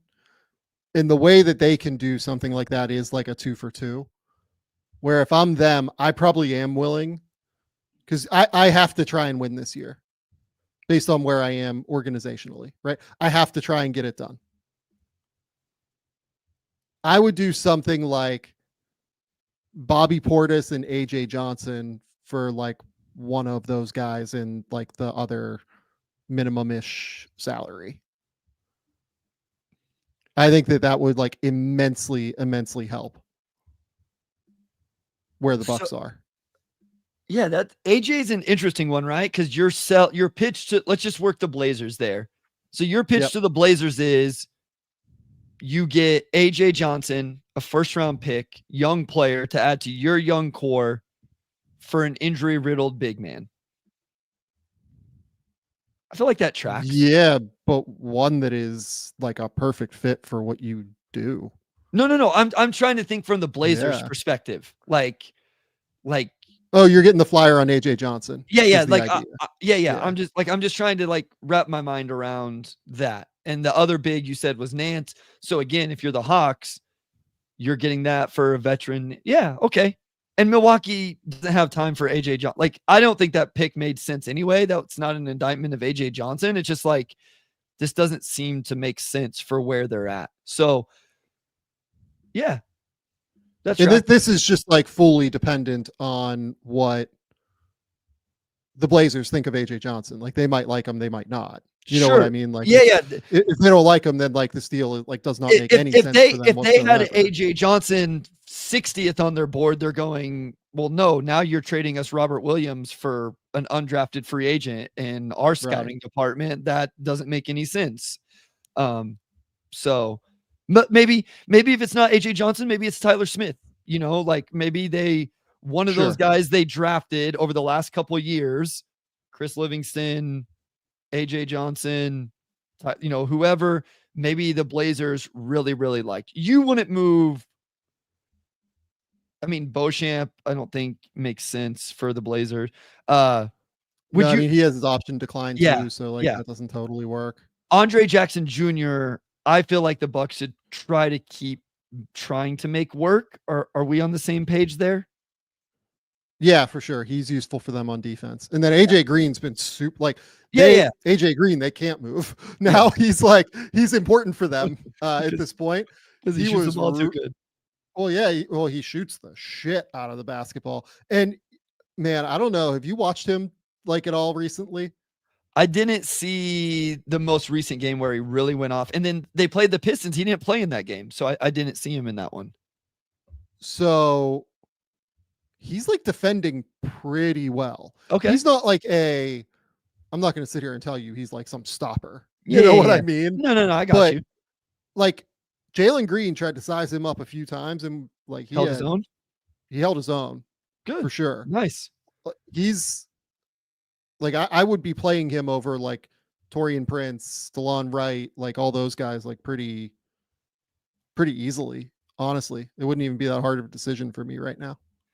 Yeah. So it looks like he's missed just a couple games, like one or two, and it's the games I've watched this year. So I have to catch one where it looks like he's solidly in the rotation now. So next time I get the Bucks watched, I will, I'll be interested to see that. Cause I think sometimes those shooters like that, those floor spacers get this rap of like just automatically they can't guard. And then when you really watch, it's like, okay, they're big enough, they're physical enough that they can hold up and not just get completely cooked in those point of attack situations.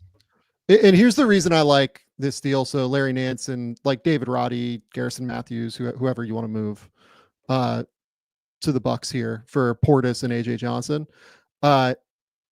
The reason that I like this move for the Bucks is that Larry Nance, to me, fits better with both Brook and Giannis than Bobby Portis does, because Larry can really defend. He's a sharp perimeter defender for a big. He's a great positional defender. He's really smart. He's shooting the ball really well. He still adds that aspect to it that Bobby adds for you if you're a Bucks team that needs spacing around Giannis. I think this one tracks really well and would be immensely helpful, even though on the face of it, people might look at Larry Nance's numbers and Bobby Portis's numbers and say Bobby Portis is better. I think Larry Nance is a way more valuable player. Yeah, no, we talked about Larry Nance at the top. I think he's really interesting, and I think he brings an infusion of just like athleticism and energy that would be welcome to this team. Yeah. Yeah, I agree. Okay. I mean, perimeter defense, like if they could find like honestly, Jayshawn Tate would make sense for them too. But the problem for that is that it'd probably have to involve Pat Connaughton, and Connaughton has the extra year there. So I don't know why Houston would really be interested in that. I would probably just rather let the Jayshawn Tate deal expire, in my opinion. Yeah, I like what the Bucks have done recently. I think that they have stemmed some of their issues. They're going to get Middleton back here soon, it seems like. I think I might wait to do anything on the perimeter until I see what Middleton can give me. Sure. Yeah. But I do think it would be valuable for them to just get like a little bit more athleticism or rim protection on the interior. Yeah. And I mean, at the end of the day, you have a guy that's playing as probably top 3 in the NBA right now, right? Giannis, top 3. Oh yeah. I mean, he's been to me, like very clearly second best player over the last like 6 or 7 games. Yeah. He's at like a totally different, his last 6 or 7 games. I was talking about this with Eric Name, the Bucks writer for The Athletic last night. I'm not sure that I have seen Giannis play that well offensively and have as well-rounded of an offensive game, because do you know what he's shooting outside of 10 feet right now in the mid-range, Bryce? I don't. I watched him hit a bunch against the Pistons, and then their next game, I didn't take notes, but I watched him hit some 50%. Yeah, he's hitting like 47%. Yeah. Right now from the mid-range. Like it's very well-rounded. He is as complete an offensive force as we've seen from him. Over his last 6, 35, 11, and 7, and almost 3 stocks per game, playing 37 minutes a game. Like, yeah. And to be fair, the season numbers are pretty impressive as well. So it's not like it's just a 6-game sample. He's been hooping all year long. That's pretty crazy. That's really crazy. Okay, let's kind of zoom through a few here.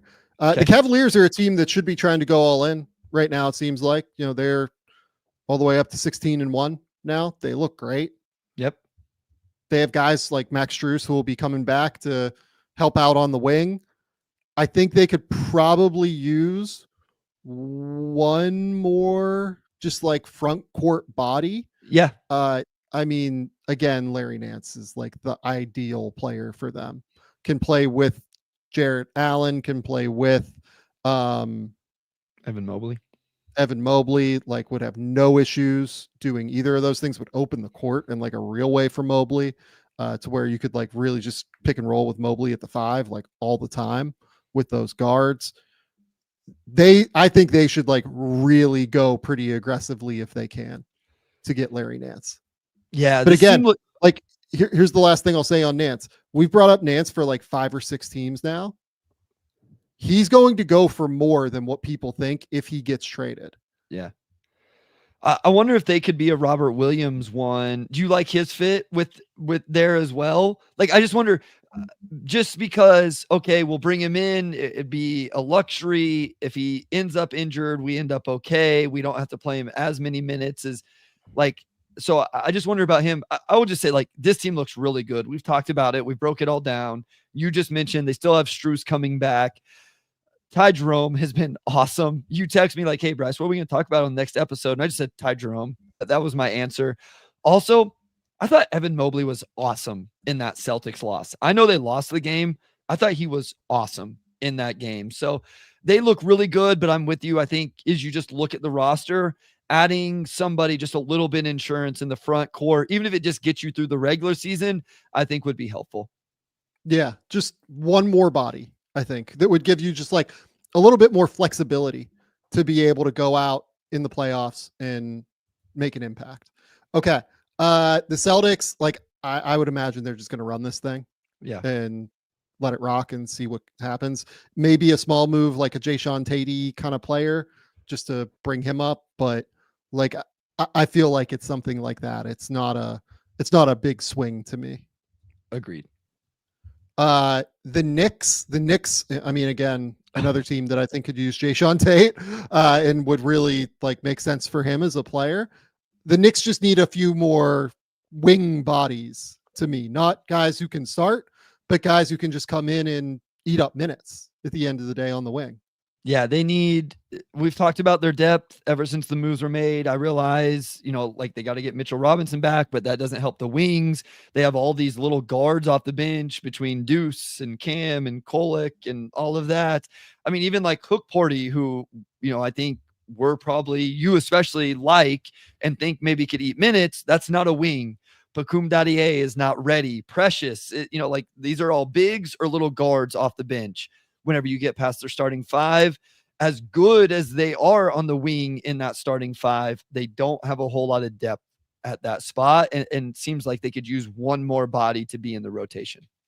I think they could use one more like solid defensively inclined body, like Tate, Cody Martin. You brought him up earlier. Like that, the name that would track for me. It's just going to be hard for them because they don't really have a great salary to move. Like Precious is really the only one.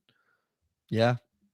But, it's going to be hard to find the guy that like they can make work salary wise. Yep. I think just because of their salary structure more than anything, because I'd imagine they're not going to move any of Towns, Anunoby, Brunson, Bridges, Hart, or I would guess Deuce either. I mean, Mitch, like if they find out Mitch is not going to play again this year, maybe, but like I'd be pretty surprised by that. Yeah, I agree. The Heat, I just don't know what this team is yet is my issue. Like, I think they could use another front court body. I think they could use like another wing body. Honestly, like they might be able to use another guard depending on like if you trust Rozier or Hero. They could use an upgrade, but like, are they going to go big star hunting? So here's maybe where we should shift tactics here, right? Maybe instead of going through teams, who are the best names that we haven't talked about that could be moved? Because I just thought about Brandon Ingram, right? Okay, yeah. So like if you're the Miami Heat, Brandon Ingram is a name that like probably should pop up for you, right? Yep. Is that a guy that you want for them? And what do you think Brandon Ingram's trade market could look like, given that this season is slowly unraveling? Well, not even slowly. It is quickly unraveling for New Orleans due to their injuries. BI is an interesting one for me. Every time I watch, I'm like, man, this guy's super talented. 47, 37, 86 right now, 23 points, 6 rebounds, 5 assists. Like the numbers are really good. It's just like, I feel like his play style is that of a number one option. And I don't know that he is a number one option on a really good team. So you put him on a team like the Heat. Does that make sense? Right? Like do him and Tyler Hero make sense together? I don't know that they do, battling for shots. I don't know. Every time I look for a BI landing spot, I can't find one. And so then to me, it's like, okay, well then what does the team have to give up? What does his role end up being? I hate, because I always feel like I end up like kind of shitting on BI, and I don't mean to. It's just, I don't know where his role, he seems like he's kind of an in-between right now where he plays like a number one option, but he needs to be option 2 or 2B. And I don't know that his play style fits that. So what does that mean for a team that's looking to trade for him? Well, and that kind of works if you're Miami, right? Like if you're, they have to figure out what they're going to do with Jimmy Butler. So I was going to say, do we need to have that conversation too? Like, are we sure Jimmy Butler's not the biggest name on the market? I mean, he honestly could be, depending on how their season goes, but I haven't seen a reason to think that they're just going to tank the season yet either. Right. And because if you move Jimmy, you're calling it on the season if you're Miami, and I haven't seen a reason for them to do that quite yet. Yeah. I mean, they're going to have to make a decision on, do we buy or do we sell? Because they're not quite good enough if they don't buy anything, but they could sell Jimmy and like potentially get into the like real lottery conversations. So I don't know. Like knowing that organization, I feel like they'd be more inclined to buy, but I don't know for sure. Yeah. It's hard. It's a tricky one with them. Like if you are Miami, are you willing to give up stuff for Brandon Ingram? I mean, so here's my question. Like, do you think BI and Tyler Hero coexist? Like, does that make sense at all to you?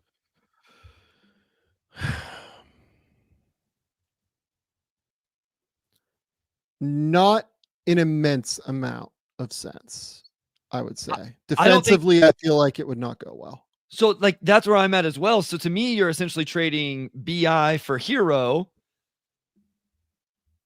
in terms of the role. How much of an upgrade is that, at least right now? Because, like, I do feel like Tyler Hero is playing pretty well. What are you giving? And then what are you willing to give up? I don't think the Pelicans would have any interest in Tyler Hero. I don't think, based on their maybe I don't think based on their backcourt right now. Maybe they do. Maybe that's the CJ replacement and put him with DeJounte. I don't know. Like I don't know how I feel about this. So is there a spot for Brandon Ingram? Let's maybe pivot the question a little bit, because that's what I've really struggled to find a spot for Brandon Ingram. I've like really looked around, tried to find like the location where I'm like, this works. I mean, the Clippers are one that I think you could really sell me. Yes. Yep. I think like that. That's one the track. We've talked about this, and I think that track, and here's why. He would be pretty insulated defensively. Norman Powell has been awesome, but like Norman plays really well off the ball, relocation, movement, all of that. I think maybe James Harden can keep both of those guys happy. That one would be interesting to me. I think you could talk me into that, depending on what the Clippers would have to give up to acquire him, because I wouldn't want them to lose all of that defensive infrastructure that they have.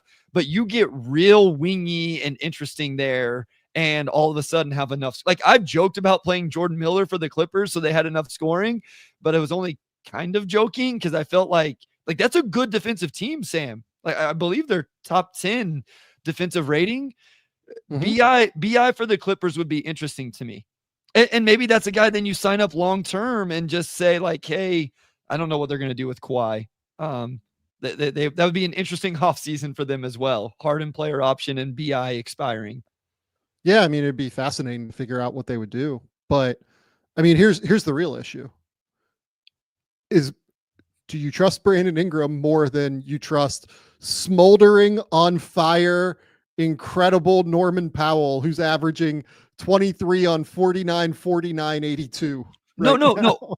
But I guess what I'm saying is I think Norman Powell still has the ability to relocate and move and all of that off. Like, I think I realize Hero does a little bit of that stuff. I guess I feel like with James Harden running the show, I think I have a little more belief that Norman Powell and BI can both coexist as not more so than what I think BI, Jimmy Butler, and Tyler Hero, I guess, is my point. Sure. Yeah. I don't really think I disagree with that either. The issue kind of across the board is like, they just don't have a ton that can be moved right now. The Clippers, because they signed some of these guys to extensions. So it's a little bit difficult to find the landing spot. The other main name that we have brought up a couple of times, but not really. The Nets have Cam Johnson and Cam Thomas. Yeah. There was a report in The Athletic that they are willing to listen on Cam Thomas for sure, because they've not signed him to an extension and they're going to take a look at it. And then Cam Johnson, to me, fits everybody. Yeah. Like, he's a good shooter who can hold his own on defense. Like, that's a home run for a lot of teams. Like, if Dallas could get involved in the Cam Johnson sweepstakes, I mean, my God, like, that's a home run for them, in my opinion. But I don't even think they really would be able to do so. But like, that's the kind of player that's just, I say that because he's a perfect fit for every single thing that they do. So is there a team out there, let's start with Johnson, that you are looking at and saying that could be the one? And you know what? Like, we talked about the Thunder earlier. He's not quite the fit,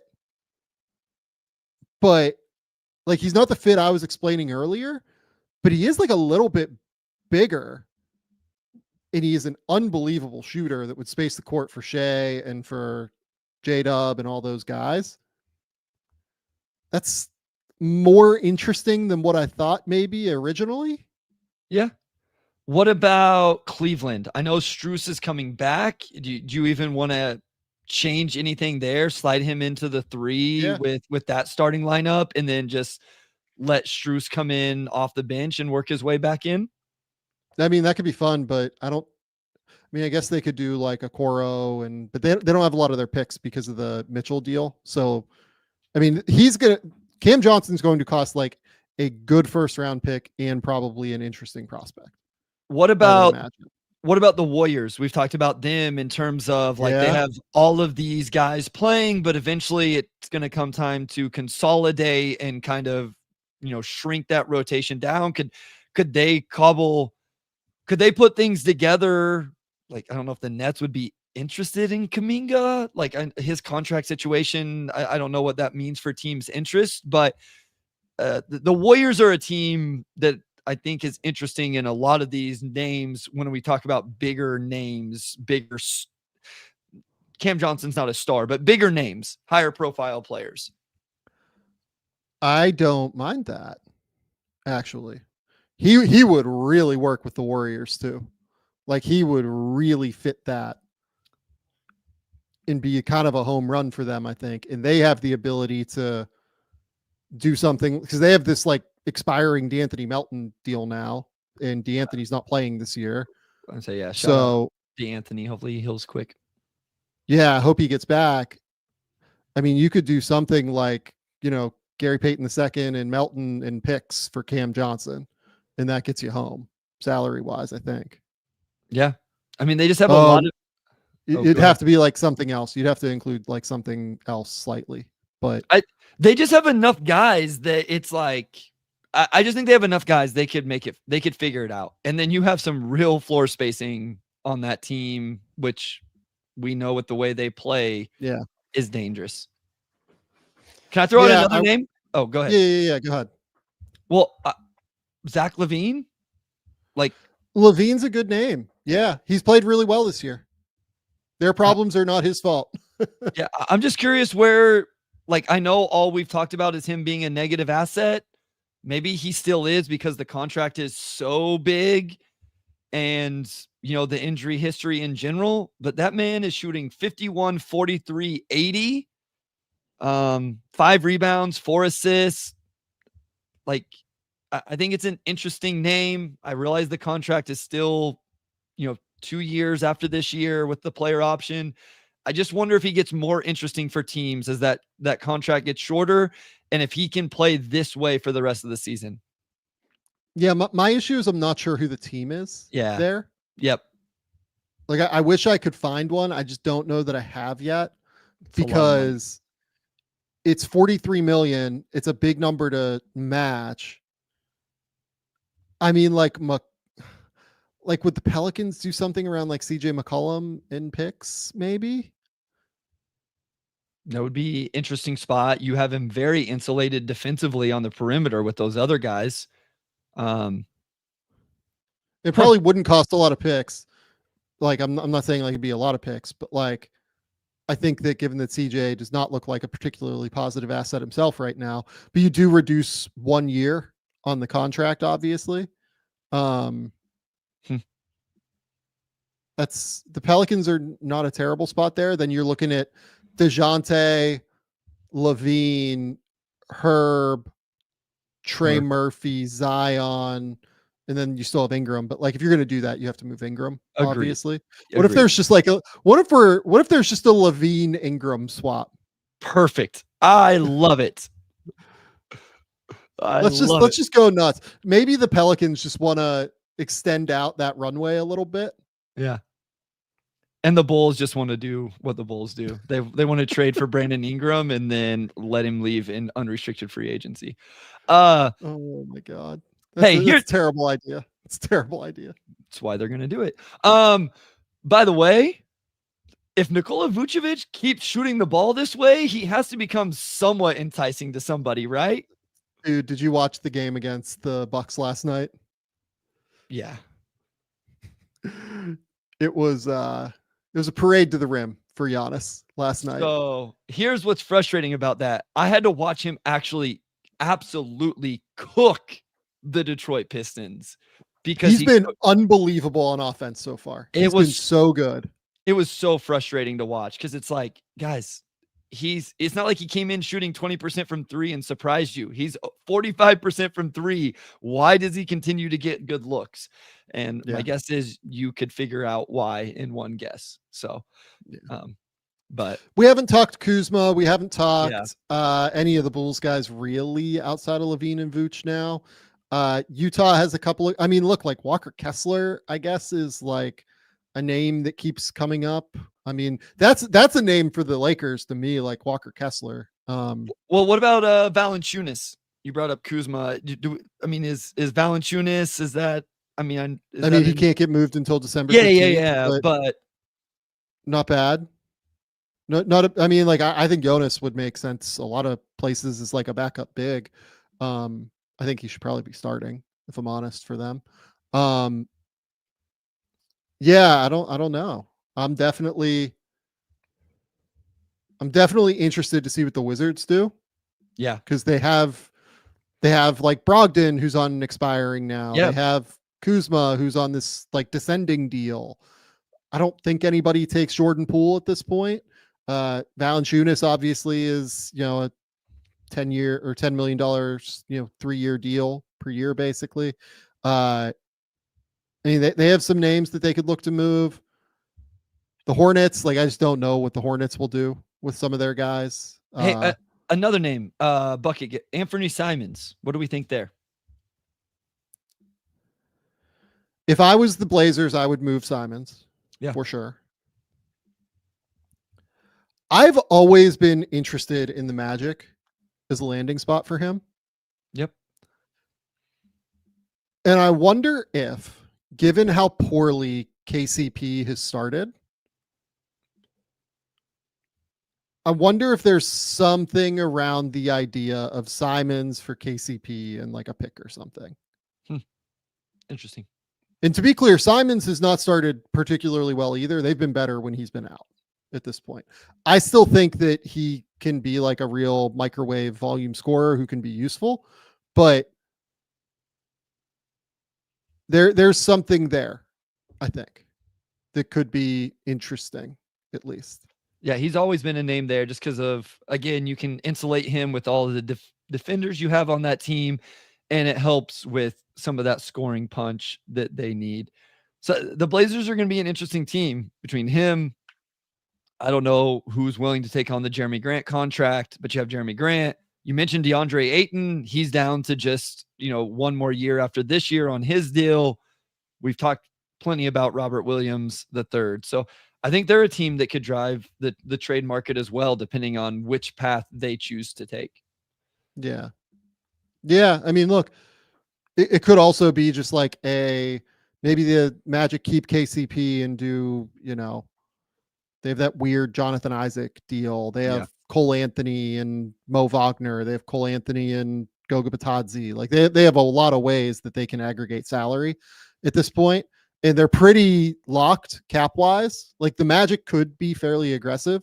It's just whether or not they like Simons or not. But I think they could use like another backcourt scorer is why I bring up, a backcourt scorer. Well, Cole Anthony kind of like falling out of the rotation a little bit. Yeah, no, he's not been great. That less than 10 minutes a game at this point, less than 4 points per game, not shooting the ball efficiently. So yeah. But splitting the Simons deal might not be a bad idea. Just like kind of splitting it and making it, a little bit easier to trade and kind of move multiple ways might be Portland's best idea here. But here's the other issue that I keep running into with some of these players. And this is where we can kind of end and then transition into trivia. There are a number of players this year on the trade market where I can really see the current incumbent team overvaluing the player. Like Anfernee Simons is a guy that has not really ever played on a winning team and has not played well to this point this year, but he's also a guy that's gone through stretches where he has been an incredibly like high level, can get smoldering hot scorer for like huge stretches, right? He averaged 23 points shooting 43, 39, 92 last year, right? I can see the Blazers going, no, we want like multiple first round picks, especially that front office that overvalues everybody, right? And that could lead to gridlock. I could see Atlanta going, oh no, like we just want to keep Larry Nance. Like, let's just extend Larry Nance, or, keep him past the deadline and try to extend him or something, right? Portland, I think, will have to move one of their bigs because Klingon is just better than, Klingon is their guy long term at the big position. You need to move one of these guys. So like the center position at Portland is one of the spots where I feel very confident there will be a move. And I think it's probably going to have to be Rob Williams, because I don't see anybody taking DeAndre, especially not for neutral value. Like maybe they will take a bath on it, but that just hasn't been that front office's MO. I'm just not particularly sure. I can see Brooklyn making moves with some of their guys, which is why we kept talking about Brooklyn. I can see New Orleans deciding we need to shake up this roster after this catastrophic start. And I think those guys could, realistically, you can make a case for that. But again, they've overvalued Brandon Ingram the whole way. I worry that we're shaping up for a deadline of these polarizing assets where some people really think they're valuable, probably the teams particularly that traded or acquired these guys in the first place. And then other teams around the league are not super excited, despite the fact that those players could help their organizations, but not at the level of asset that the incumbent team likely wants necessarily. I think the other thing that's a factor here, though, is we are 15, 16 games into the season. And so you can, you talk about Simon's not off to a hot start, or this guy, or you still think your team has a chance, or when we're healthy and those type of things. When we get another 20, 25 game sample, some of those questions will be answered more for sure of like, okay, Simons doesn't fit. Klingon is 100% our guy and ready to play right now. Whatever, Larry Nance with the Hawk, like all of these different scenarios, I think you can get more for sure's or closer to for sure's after we get a bigger sample size and more data than what we have right now. It's hard to pull the plug on a team when they've had injury, like the Pelicans, right? You can't pull the plug on them now because, okay, when are they going to be healthy? What do they look like when they are healthy? 25 games, if they're still not healthy, it's like, okay, well, you're too far back for it to matter. You might as well, what are the moves to help us win next year or whatever. So I think who knows what it looks like, what the landscape looks like when we actually hit December 15th, where some of these teams are in the standings, how guys are playing, those type of things. Yeah, I just don't know if we get a lot of moves. That's kind of where I'm at. Like maybe we do. The reason that we would get moves is if people think that Boston and Oklahoma City like aren't invincible. Can be beaten. Yeah. Like LA has to go make a move, in my opinion. Like the Lakers need to. That's why I really wanted to talk about them. Philly's going to have to go make a move because they just have to fucking do something. But like, there are reasons to think that there is movement in the market. I just worry that we're shaping up for the teams that have these players on the market. I worry that they value these players more than what other teams will value them at. Yeah.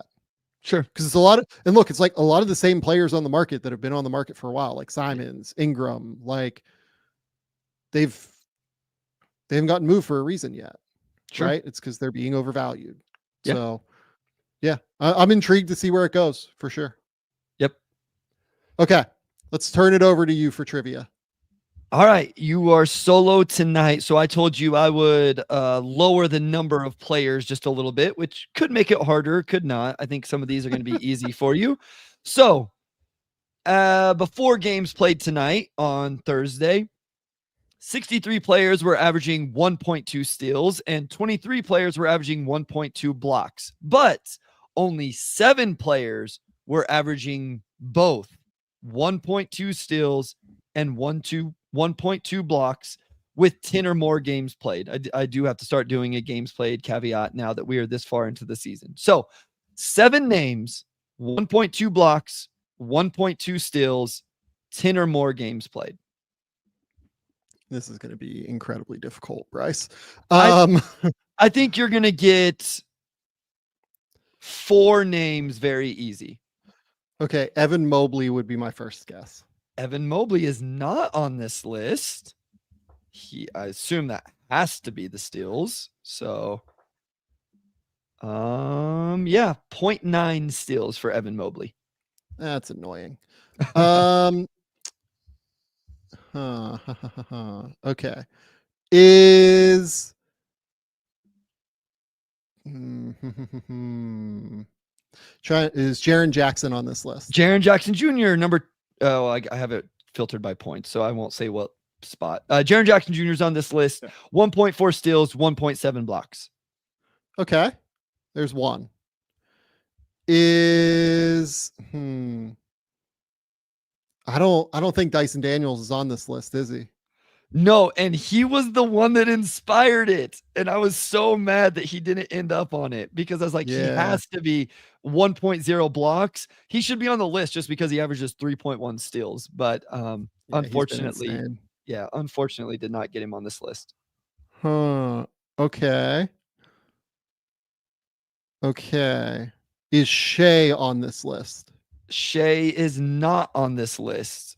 Because he was close last year. I know that. If his name wasn't so long, it wouldn't take me so long to type it out. He, not a bad guess, 1.1 blocks. Yeah, there we go. Okay. And over the steals, I assume? Yeah, 1.7 steals. He was there. Okay. That's a good guess. That makes me feel better about where I'm at here. Is Jalen Suggs on this list? Jalen Suggs is not on this list. This is okay. Let's such small sample size theater. Like 1.1 block. You're too small right now, Sam. You're thinking. Okay. Is big guys? Okay. So big guys have done this more than I think what you've realized. Is Tari Eason on this list? Tari Eason is not on this list. Think bigger. He just might not be playing enough minutes. Tari is 1.1 blocks. 3 in a row. I'm so close on this stuff. Like, I'm like right on the mark. Okay, so you're saying think bigger. Okay, the obvious name here is Wemby. I'm an idiot. Wemby is on this list at 1.3 steals, 3.7 blocks. Stay big. Yeah. Is Jokic on this list? Jokic is not on this list. Why is Jokic not on this list? This will be interesting. 1.0 blocks. Okay. There's one other really good defensive big there's 2 really good, I think, names that you will be surprised you haven't said yet. I'm trying to think of like the great defenses in the league right now. Think of guys that is Şengün on this list? No, he is not. Think of guys that anchor their defense. Şengün has sneaky look. I think Şengün's like fine on defense. This is honestly a better guess than I thought when you said it. 1.0 steals, 1.3 blocks. That was a way better guess than I thought. Yeah, he's actually gets like a lot of deflections. Yeah. Chet hasn't played enough games, right? Chet is not on this list. Anchor of their defense. I would say that three of these names are very obvious anchors of the defense. Anchors of the defense. So you have guessed Triple J and Victor. Is Lively on this list? Derek Lively is not on this list. Is Gobert on this list? So Chet actually has played 10 games, doesn't have the steals. Gobert not on this list. you're giving me clues on anchors, and I'm saying like the best anchors defensively.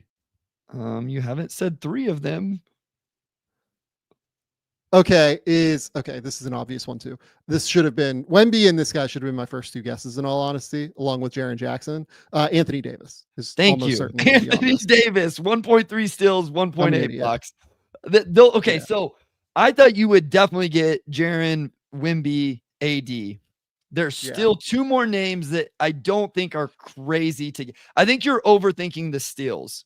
I think, right. And it is a small sample. There's 2 names I would not expect you to get. These other 2, I think you can. They are anchors of their defense. One is very versatile as the anchor of the defense. The other is a very good anchor of the defense while not being versatile. And are they all big? So all of the names left, 3 of them are what I would very much consider centers. There is actually the one name I don't think you will ever get is a 4-man, a forward. Okay. So centers. I'm looking at centers. And 2 of them are very much the anchors of their defense. 2 of them are very much the anchors of their defense. Oh, is Giannis on here? Okay, so shit. Giannis is yeah. So that I realized that clue was probably a little misleading. I'm sorry. Brook Lopez, 1.5. I was gonna say, it has to be Brook then. Yeah, like 1.5 steals, 2.3 blocks. Anchor is probably an unfair term for Brook. He's the middle of the defense. My bad. Bad hint. Brook has been trying very hard to hold that defense up along with Giannis. Yeah. It's pretty fun. So that the other guy very comfortable saying is the anchor of the defense in the middle. Very versatile. Shit, my bad. Very versatile anchor of the defense in the middle. Okay. Let's think through this here. Bam never gets the blocks. Is it Bam? It is Bam. 1.8 steals, 1.2 blocks. That has to be a career high for blocks for Let Bam. me look it up. Maybe like his 2nd or 3rd year.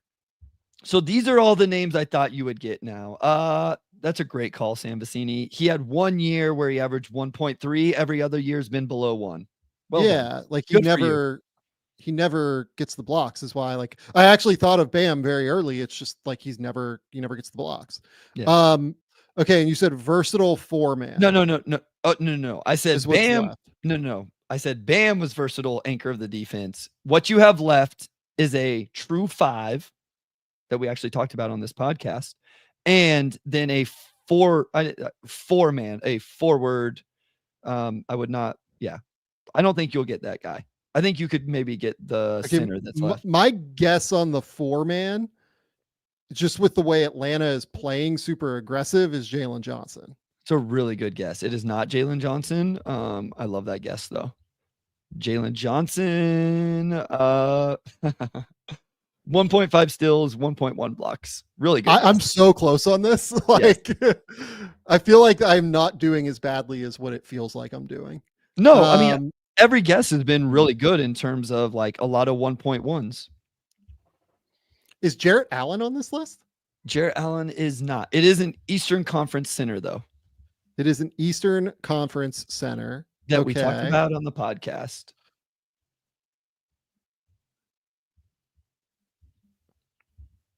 If this is Nikola Vucevic, I'm going to drop a load. I will not. Yeah, I would not. Like, honestly, if it was Nikola Vucevic, I definitely would have. Remarkable. It is not him, though. Okay. That we talked about earlier on the show. Okay. Having a heck of a year. Oh, okay. Is Pirtle here? Yep. Jakob Pirtle is on this list. 1.2 steals, 1.3 blocks.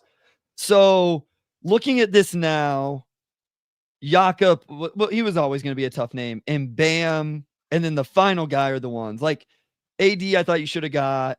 Triple J, Wemby, obviously. Bam, I didn't think about being hard, but your rationale was good there.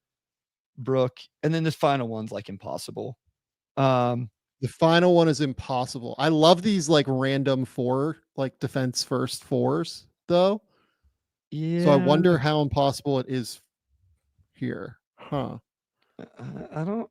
Yeah, maybe defense first. Let's just say he's averaging the most steals of his career and the most blocks of his career through these 10 games. He's only played 10? Exactly 10, actually. Okay, so that helps a little bit too. Western Conference. Okay. His only played 10 is averaging the most of his career. Is it Jeremy Sohan? That's a good guess. It is not Jeremy Sohan. That's the correct state. Okay. How far off was I on Sohan? A little bit. He hasn't played 10 games either. He hasn't blocked shots. Okay. Okay. So correct state. Correct state. Is this like Jabari Smith? I wish it was Jabari because I love Jabari. There's no way. No. Yeah. It is not Jabari. I mean, the other name here is like PJ Washington then.